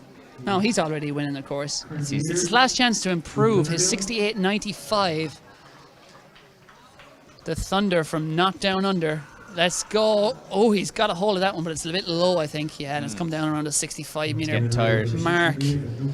So Joe Dunderdale, but he leads via that 5th round throw of 68.95. Let's this see is- if he can hang on, because Gareth Crawford has a javelin and he's not afraid to use it. Dunderdale's gone off. He's going to get his nail-biting hands off. Get him ready to go, because that's all he's going to do for the next 60 seconds. Will he hold on here to win the Belfast International? It is Crawford leading for 4 rounds, done by Dunderdale in the 5th round. But Crawford up. Can he claw it back? He's got to break 68.95, so he's got to go to 69 meters. Can he do it? He's been getting tired. I don't think he can, but who knows, when you rev yourself up with a bit of adrenaline, and like we said, getting a bit of a clap going from the crowd, it's great to see. Final shot. His competitors and many others watching, his coaches, his friends, his family, they're all behind him there. Gareth Crawford generates great speed on the runway. Back he goes with it. That's somersault again. It's good, but it's not good enough. It's 63 or so meters, and will be no improvement, but silver medal for him with 68.88, and by 7 centimeters, Joe Dunderdale is the champ. Who got third, Ronan? Benji Pearson. All the way from England, 67.95 in the end. In that final round, actually true. I didn't even see that. That was a monster throw from Benji Pearson there to finish third. But And Greg Miller primary fourth. school girls 60 meters is up next. We're going to have a look back at the 60 meters. Or the 400 is next, of course. But Anya Duffy was quickest in the 60. 9:17 from Devon Booth of Lagan Valley. So City of Derry Spartan versus Lagan Valley. Just going to look down there to see where exactly they are. I think Anya Duffy. Do we see her there? That looks like Ava Doran there on the inside, and then Ava McCabe is the other Armad in there. I don't see her singlet down there. Who are you looking for? 196 is Ava Doran, is it? Yeah, on the inside. Yeah, we don't know. The full lineup: Ava Doran from Armagh, Eva McCabe from Armagh, Edie Main of Lagan Valley, Devon Booth of Lagan Valley, Jessica McCartan of Lagan Valley, Anya Duffy, City of Derry Spartans, Rosie Roddy, City of Derry Spartans, Olivia Curry, City of Derry Spartans, Isla Wiltshire, North Belfast Harriers, Cassie Curran and North Belfast Harriers, Nyla Hughes, North Belfast Harriers, and Neve Colton, Omagh Harriers. We think we might have 1 or 2 names missing from that because they're not quite all there. As we see, this is the primary school girls, 400 meters. So the final event for the primary school And we think that's Ava Doran on the inside, Eva McCabe beside her. Right? No, that's a Lagan Valley singlet. It certainly is. It's either, I'd say it's Eddie Main. Eddie Main, surely. Could be. We'll figure them out as they go around. We won't, actually. We will bluff our way around. And they've set They the gun fired off. the gun. It's going to be hard to run a fast time now with the clock already running. Great spikes there on the outside, I have to say. Yeah. Are they spikes? They're kind of a... Yeah, they are. They're Pink pink and white. and They're white, very yeah. cool design. Tremendous Again, stuff. North Belfast Harriers. Stags. On the lads. You can count on them to deliver. But here we go. It's a waterfall start, as they call it. Every woman, every girl for themselves. There'll be lots of elbows needed at this first bend, but on the inside it is Ava Doran of Armagh. No, she's not to the lead. It's one of our... We don't know who that is.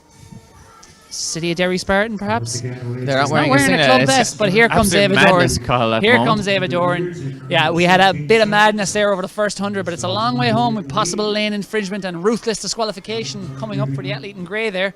And it is our Lagan Valley athlete, Edie Main, rocketing up towards second place now, but it looks like Ava Doran of Armagh, I think, out front as we pass 200 metres in 34 seconds. It's fast running, and this could be a bit of a death march up the home straight.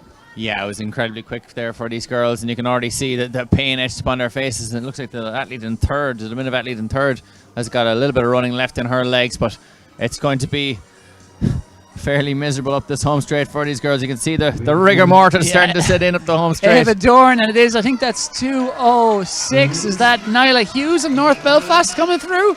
No, it's 2:05. That on the outside is Isla Wiltshire, but it is Ava Doran hanging on for dear life. This has been a painful way to run it. She screams as she reaches the finish with the pain.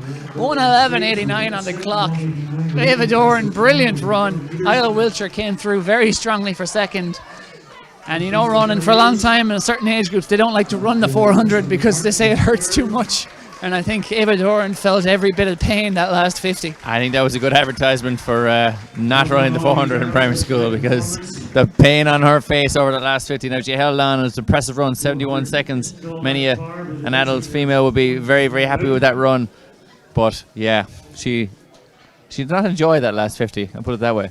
No, certainly not. You can see here coming into the home straight, she looked like the legs were gone here with 100 metres left to go, and it looked like Main and Wiltshire were going to come after her over that last 50. You can see here the pain etched upon her face. She's looking around, she's trying to hang on, and she's already getting the scream face on, and the head is going, the head is rolling, and it looked like she wasn't even going to make it to the line.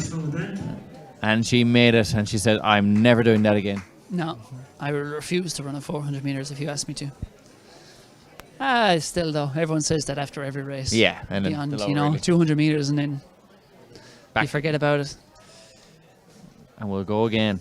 So up next, Carl, on the timetable, we've got a multi-event 400, and then we've got an international 400. But we don't seem to have a multi-event field. Yeah, so we'll have to just tee up the men's 400 metres, perhaps. Perhaps. Or is it both genders? It is just men's, it looks like. Oh, here. yes, you're right. Craig Newell, Alex Haydock Wilson, Dan Putnam, fresh from his pacemaking in the 800 earlier on. Jordan Cunningham, fresh from about 95 different events today. And Troy McConville has also been in about 4 or 5 different events today. So those two lads may or may not make it to the 400 metre start line. I think Jordan Cunningham probably should have gone home after that jump onto the wall earlier on. That was the moment of the day. It was never going to get any better after that. It was too good. The bar was set too high, like Carson Warham running 45.94. Can't do better than that. What's the point? What's the point after that? Presentation time, and it's your pal Ronan, my cousin of the Northern Duggans, Charlie Duggan. Andrew Jameson, brilliant run for silver medal. 67.55. With Charlie Duggan around, everyone just has to wait for their turn for gold. Charlie Duggan says, "Gold is mine." Gives his man an elbow, grabs his medal. "I'm the champ. Take my picture. Yeah. Purchase my rights. Don't you dare use my image rights. I am Charlie Duggan. I am the champion of primary schools athletics in Belfast. Don't you forget it. The name, Charlie." Maybe I reckon Charlie's probably a lot more humble than we're making him up to. Yeah, I know. We're really cool dude though. Look at the swagger. He has a bit of a swagger, as any man would after winning the 400 and the 60. Yeah. And then the ladies, then we have the winner, of course, Ava Doran, Isla Wiltshire in second place, and Jessica McCartan, 63 seconds for third place. But it was 71.89 for Ava Doran. She's recovered from that last 50 metres.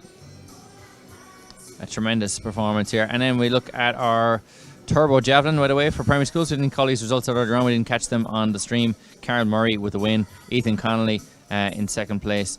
Third, Thiago Hill. Fourth, Dylan Carter. And fifth was Charlie Duggan. Jameson in sixth. And then in Turbo Javelin for girls, Anya Duffy, 25.93. Ava Doran, 24.83. And Eva McCabe, 17.90. And of course, long jump as well, standing long jump. We'll get to that. Carol Murray, Ethan Connolly, and Charlie Duggan. Charlie got a bronze as well in the long jump. We didn't even know that. No, Isla Wiltshire, Anya Duffy, and Ava Doran 1, 2, 3 in the standing long jump. So plenty of good results there for those. Men's long jump. The winner is Ben Fisher with 7:17 in that final round. He was under pressure. He went back into second place behind Jordan Cunningham, but then popped out that 7:17. Cunningham with a 6:97, and Johnny Cochrane with a 6:55. Jai Benson 6:52. Knox in with 6:45, and Troy McConville back in sixth with 6:01. So Ben Fisher 7:17 for the win. An impressive performance from the City of Lisburn AC man. Top stuff. G.A. Melendez in the comment section has asked, is Nick Griggs back in school? Call Will on Phenom. And for those who don't speak Irish, that means, where's the Phenom? I don't know if Phenom is the Irish for Phenom? I know. Who's to know? We don't know where Nick Griggs is, but we hear he's got a new coach in Mark Kirk. Yep. Wise man, the dad of Katie Kirk.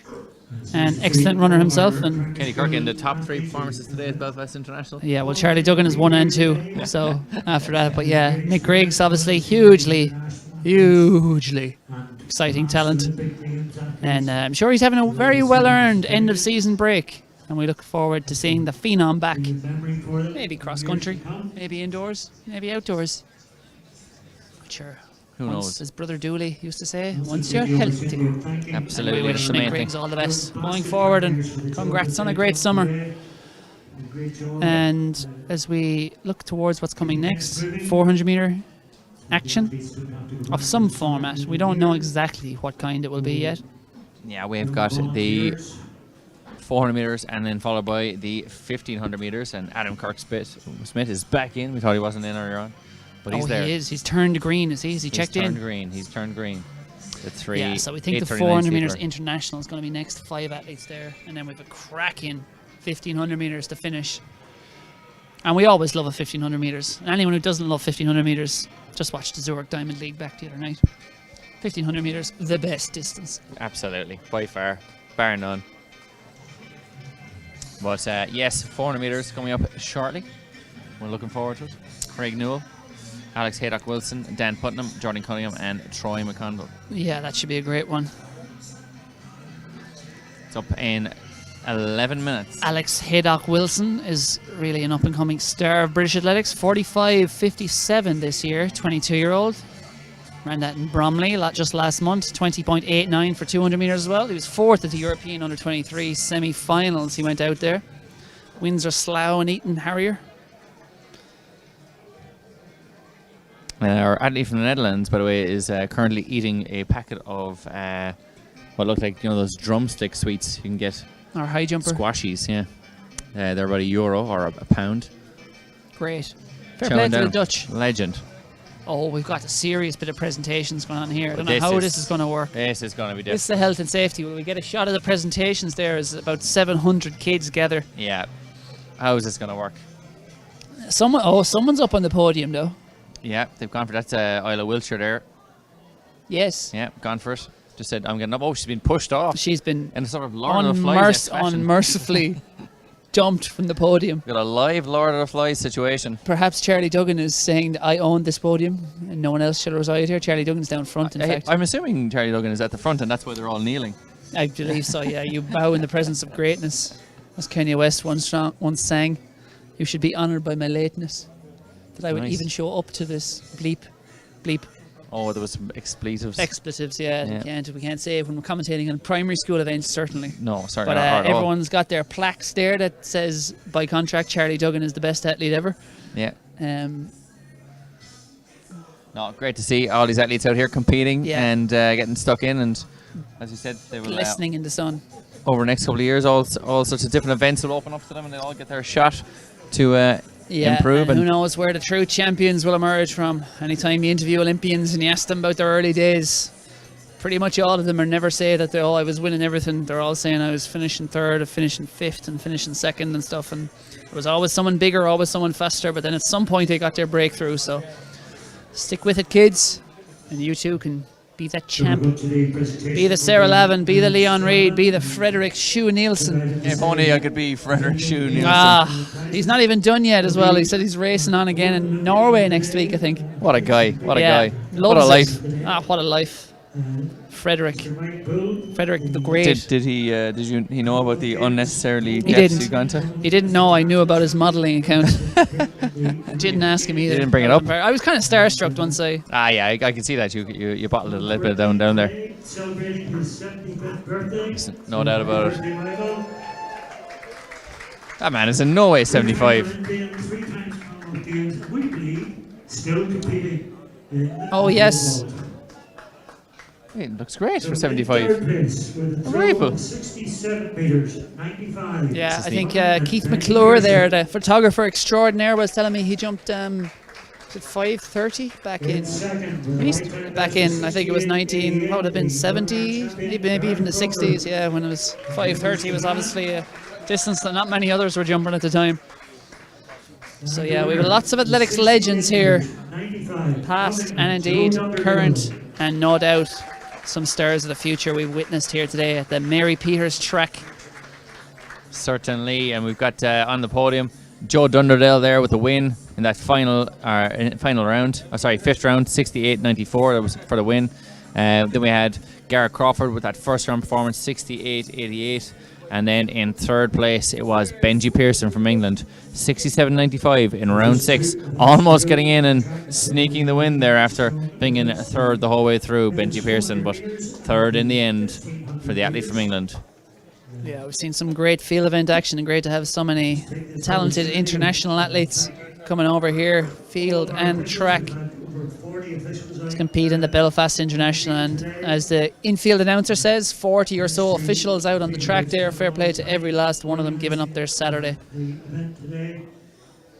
Yeah, they run an impressive show here today of international athletics, all been done voluntarily by these heroes out on the track getting it done. Absolutely. Thanks to Athletics Northern Ireland as well. Fantastic, well-run organisation. It must be said, Carl. It must be said, whether it's live streaming or whether it's events. They always whether make the it's- right decisions. They always make the right decisions, whether it's underage development and coaching. Athletics Northern Ireland are on the ball smartly, of course, employing a lot of athletes as well into some of those development positions, likes of Adam McMullen and others. Standard some others. bearers. Exactly, standard bearers, champion athletes going into schools, going into athletics clubs, getting the kids going. And fair play to them, and it's great to see. And to be honest, it's producing the results as well. So, hats off, Athletics Northern Ireland. Continue to do an excellent job. Yeah, fantastic stuff. And Belfast International is an event that will go from strength to strength, later than normal this year. But it's obviously an unusual calendar. The Olympics swamping everything, I suppose, in the month of August, and then everyone else has to play catch up afterwards.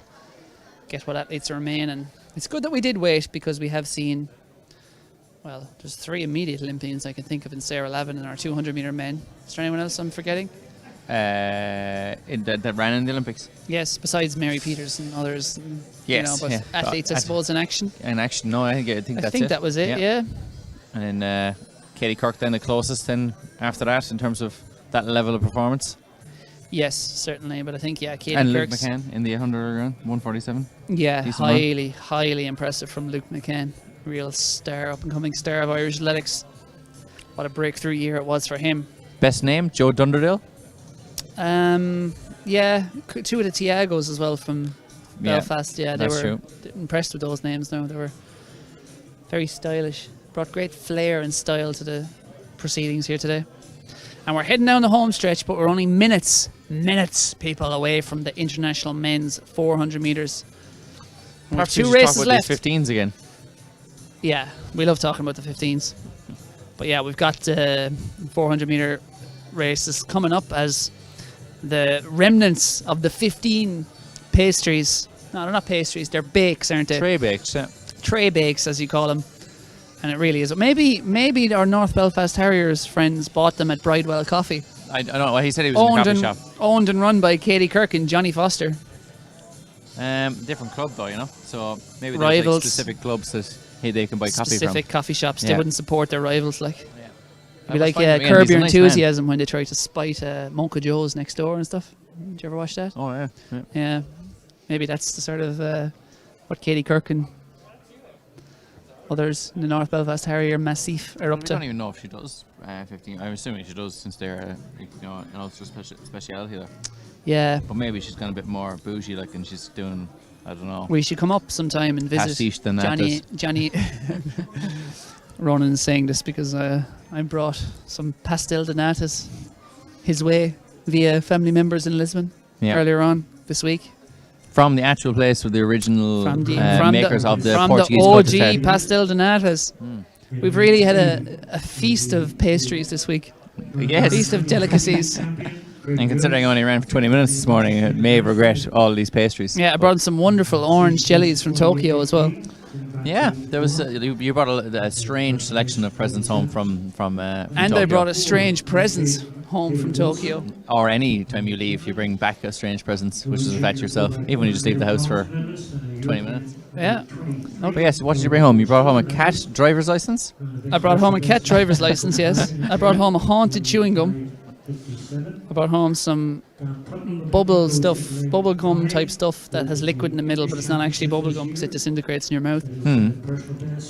I brought home some fridge magnets that you rejected on the basis that they didn't fit your interior design plans. Yes, people, a fridge magnet did not fit his interior design plans. A fridge magnet you suspect from this Japan. before you buy the magnet. From Japan. Anyway, I know where my gifts aren't wanted, and they're not wanted at the house of Ronan Duggan. But the international 400 metres, we want this. We sure do. Who wants it more, though? Craig Newell? Alex Who wants Wilson? it more? One of the most... Dan Putnam? Jordan Cunningham? Is Jordan Cunningham out again? The mad chap. He is. I feel like these multi-vendors, like, they must be wrecked. They must be wrecked. Their bodies must hurt all the time. Like, I know he did the adrenaline and the buzz and all the rest, like, but he must be on the floor when he goes home. Like, he's done every event. It's a lot. I saw him, like, dishing out the coffee earlier on as well. I know. Yeah. Flat out. He was up making the 15s this morning as well. Lane, there's 5 athletes going to the line here from the inside. Lane 3 is Craig Newell. Lane 4 is Alex Haydock-Wilson. Lane 5, Dan Putnam. Lane 6, Jordan Cunningham. Lane 7, Troy McConville. And yeah, we spoke a little bit about Alex Haydock-Wilson at 45.57 makes him the standout athlete this year.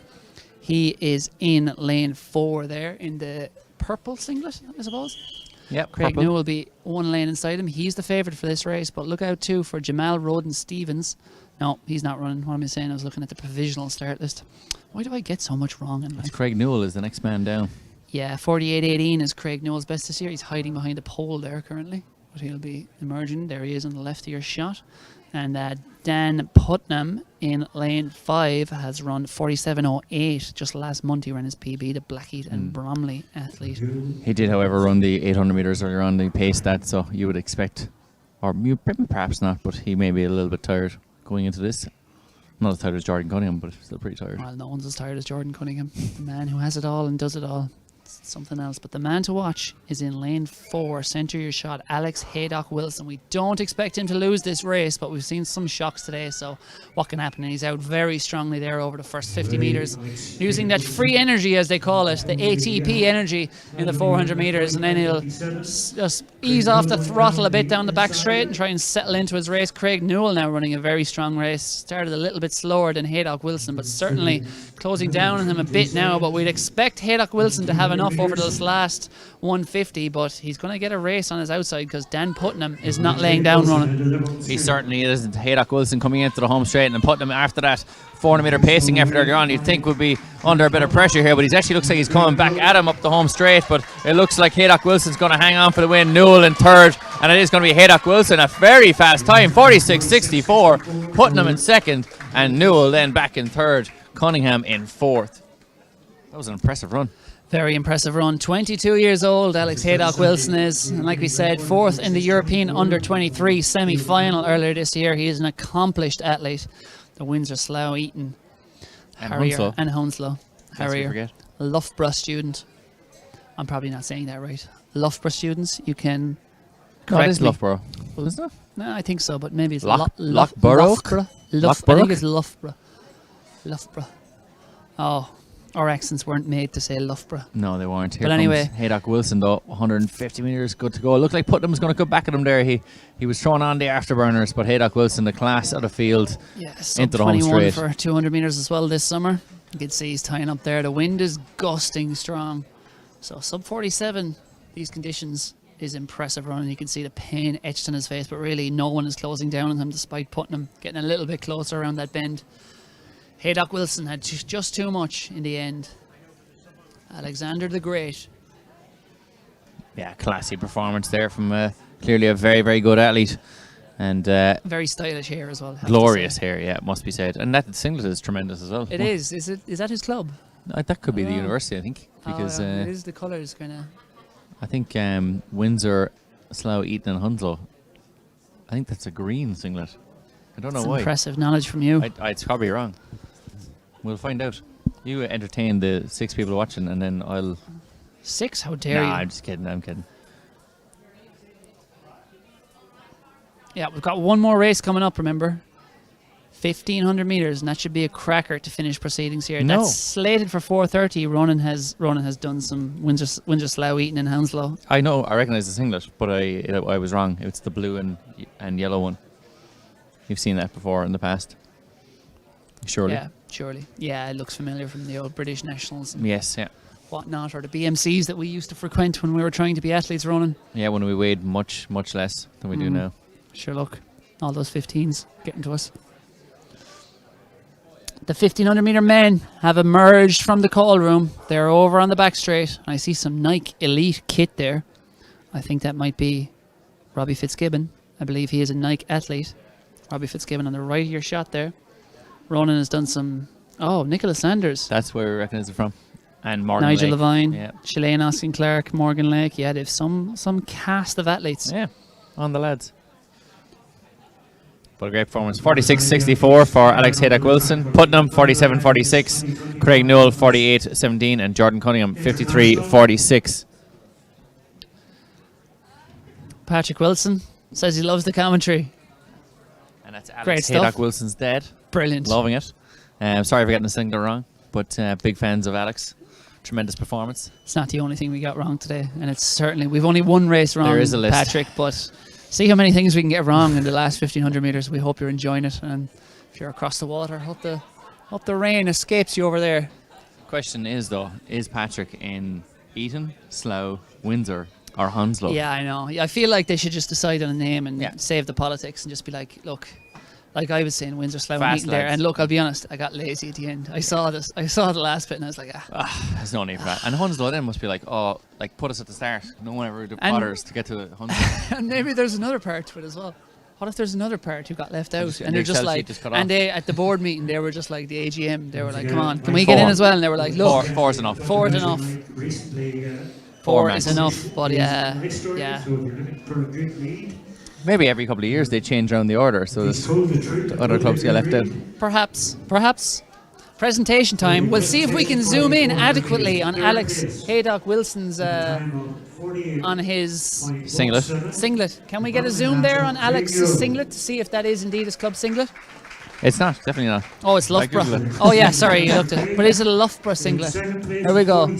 How good's the focus on the in-try cameras? It is Loughborough. It is look. Loughborough, yeah. We're all over They've this. really styled up Yeah, the it's Loughborough glorious. singlets. And Dan Putnam there as well. Great singlet there in second place. And of course, Craig Newell Yeah, there in Craig third. Noel, the local lad.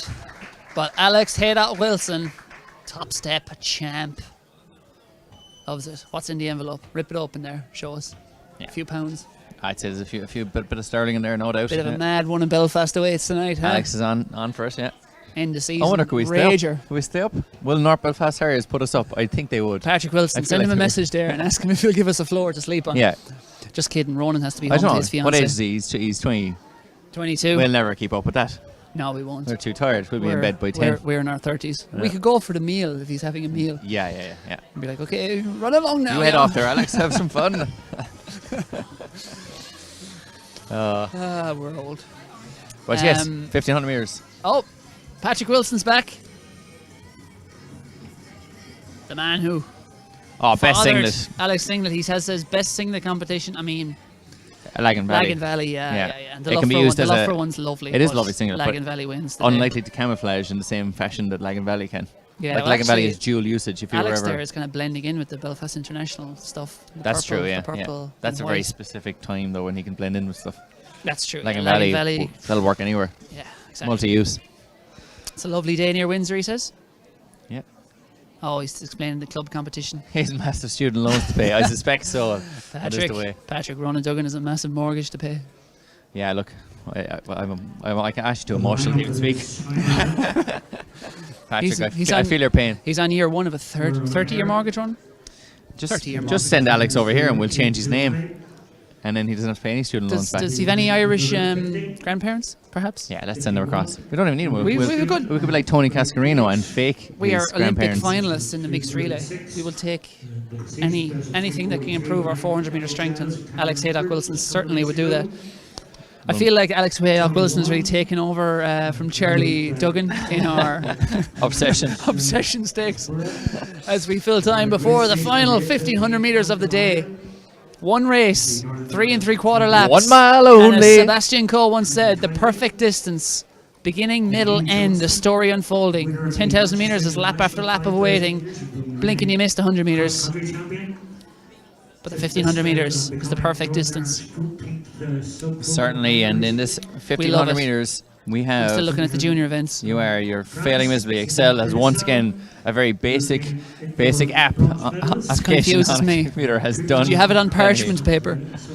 Adam Kirk Smith from Northern Ireland, Oran O'Hare from Northern Ireland, Robbie Fitzgibbon, who's recently declared for Ireland, the 3:36 athlete, Johnny Wan from Northern Ireland, Neil Johnston, who ran, no, it was Neil McCartan ran earlier on, I'm almost messing those two up, the Annandale Strider, Andrew Milligan down as a pacemaker, the North Belfast Harrier, Simon Desinel from France, Cyril Meresman from France, and Roland Surlis also in there as a pacemaker. Great stuff. Patrick Wilson has come back and said his mum is Irish, which makes Alex's grandmother Irish, but he's committed to GB. But Patrick, don't worry, we'll be here, Patrick. Look, he's 22. You just have to sit out 4 years, give up on this Olympic cycle, and he'll be ready for where are the Worlds 2025. I think Nairobi might be bidding for those World Champs.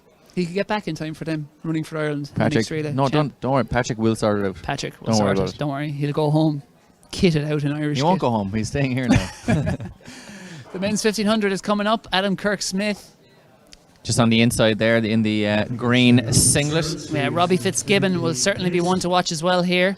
3:36 he has run. He has. 3:36. That dates back, though, to 2017. He hasn't been as fast since. A few injury problems and stuff. 3:43, though, this year. He's back on the march. He's slotting into 4th place, the Brighton Phoenix athlete. But he is previously running for Great Britain. And as of January this year, switched his allegiance, much like Alex Haydock-Wilson will soon be, even though his father doesn't know it yet. No. We jest. But yeah, Robbie Fitzgibbon will be eligible to run for Ireland if he's good enough. He's in 4th place there at the moment, and he is certainly a man talented enough, if he has a clean bill of health, to run for Ireland in the years ahead. Yeah, Surlis there, the pacemaker, gone out pretty strongly, and we're coming through there in around 57 seconds there for those athletes. That's pretty swift running. 1:54 pace for 800. So these boys will be well capable of that, but it will be putting them under a little bit of pressure. We have Kirk Smith back there in 7th place. Neil Johnston in there as well. 3:43 so far this year. Personal best 4:01 miler back there in 5th place. The Annandale Strider, and Johnny Wan from Clonard Harrier is just behind him. It's going to be exciting. They're strung out well, and it's really getting on that choo-choo train at the moment. And this is a perfect way to set up this race for some fast times. The wind is still blowing. It's at their backs here as they come down the home stretch, which means that they're running into it up the back straight. But a great job being done by Roland Surlis here, a very accomplished 800-metre man. Ran a great race up here back in May at the Irish Milers Club meet. 1:42 on the clock as they come through 700. It's going to be in and around 1:57 at 800. And this is set up beautifully for a fast time if they can hold it together over the last 750 metres. Yeah, that's Simon Desinel there of France there in 2nd place, number 52, just sitting behind Roland Surlis. 1:57 through the 800 metres, so they're running really well. Simon Desinel in 2nd place, and Neil Johnston coming up now into 3rd place, the Annandale Strider. Johnny Wan up behind that as well, so there's a big group trying to make their way up to Simon Desinel, and they are doing that successfully.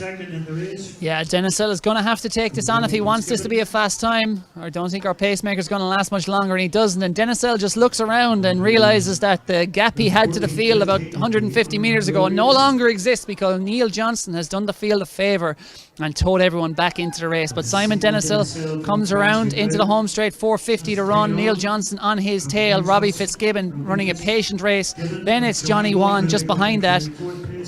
And then it's the other Frenchman, Cyril Messaman, then in 6th, and Adam Kirk-Smith in 7th at the back of the field. But it is Desinel, followed by Johnston, followed by Fitzgibbon, and those three are the most likely men with 300 metres left to run, Cathal. Yeah, Johnny Wan looks like he could certainly mount a challenge there from 4th. The other two just falling off a little at the moment, but it's kicking into gear here up the back straight. And Robbie Fitzgibbon with the arm warmers and the night kit looking very much like Clayton Murphy up that back straight. But he is poised to strike now, as indeed is Neil Johnson. But Denisell has been in front for so long. 3:14 on the clock. This is going to be just outside 3:40. I think it's a good time. And Denisell kicks it in once again around the final turn. Neil Johnson tries to go with him. He just can't right now. Nor can Robbie Fitzgibbon.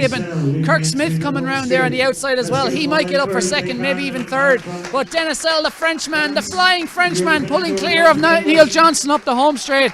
It is Simon Denisell has taken command. 3:41 on the clock. Neil Johnson takes 2nd. That's going to be a season's best, I think, for Robbie Fitzgibbon in 3rd, and Adam Kirk-Smith finishing fast in 4th. Yeah, great kick there from Adam Kirk-Smith. He looked like he was going to mount a serious charge, but probably left himself with too much to do. But Desinel there, fair play to him, going with the pacemaker and hanging on for dear life then at the end. But Johnston coming into the home straight. Looked like he was going to go for him. You could see Desinel putting on the afterburners there. Johnston then coming around, and it looked like he was going to get caught and eaten up by that group just behind him. But he held on then as well. Desinel looking around him, hanging on with 50 metres left to run. But Johnston and Fitzgibbon looked under serious pressure from Adam Kirk-Smith, but he just couldn't do enough to oust the former GB athlete. Good race, must be said, as Cathal takes a good bite out of a 15 there, and he's incapable of talking when I threw him the mic. Desinel, though, the winner from France. Okay, he's travelled all the way over. Denisell. Sorry, one. Denisell. Desinel, you were saying. Yeah, I don't know. He should change it. It's a better name. Denisell. Yeah, just ignore his family's history. Do what we say, Simon. Simon. And then we also have Robbie Fitzgibbon there as well, getting up for 3rd. Johnson in 2nd. Kirk-Smith just ran out in 4th place. Yeah, great to see Fitzgibbon back running well as well. 3:43 already this year, but a late start to the season for him, and I think that was probably in and around the 3:42 mark, or maybe low 3:43s. But yeah, top stuff from him. And that was our final race of the day, Ronan. It's been... Now we're going to have to do some reflection here before this last presentation, because who was the performer of the day? From Charlie Duggan to Emer McGee, we're looking at the primary school kids. Sarah Lavin, great performance in the hurdles to start the day off. 13:22, and the fact that she was looking at 13:22 thinking, it's only alright. As she said, most of her career would have been the fastest time of her senior career, but it's a measure of where she climbed to, that she wasn't happy with that. Obviously Frederick Shune Nielsen and Leon Reid, both outstanding over 100 metres. The concept of tray bakes and 15s up there. The concept of tray bakes, it was game changing. Yeah. I'm not going to lie, it was pretty game changing to have experienced what the 15 is and what it can be. It's a delicious snack. I would highly recommend anyone to get it, and thank you to North Belfast Harriers for providing it to us today. My performance of the day, Ronan, is going to have to be Katie Kirk, I think. 7 years on since her last personal best before this summer, and she has rewritten her personal best 4 times across the 15-16 races she's run outdoors in the last 2 months or so. Gets a well-earned rest and into the 201s, and with the Europeans, the Worlds and Commonwealth Games next year. Lots to look forward to for Katie Kirk. Your own highlight?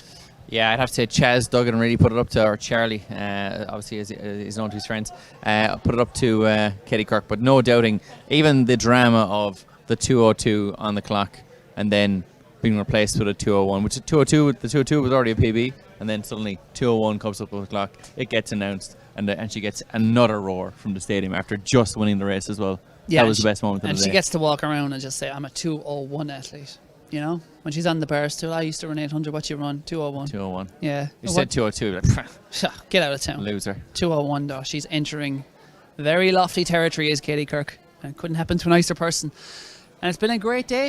And I suppose we'll wrap things up there. We've given our performance of the day. We've given our best over the last 3.5 hours.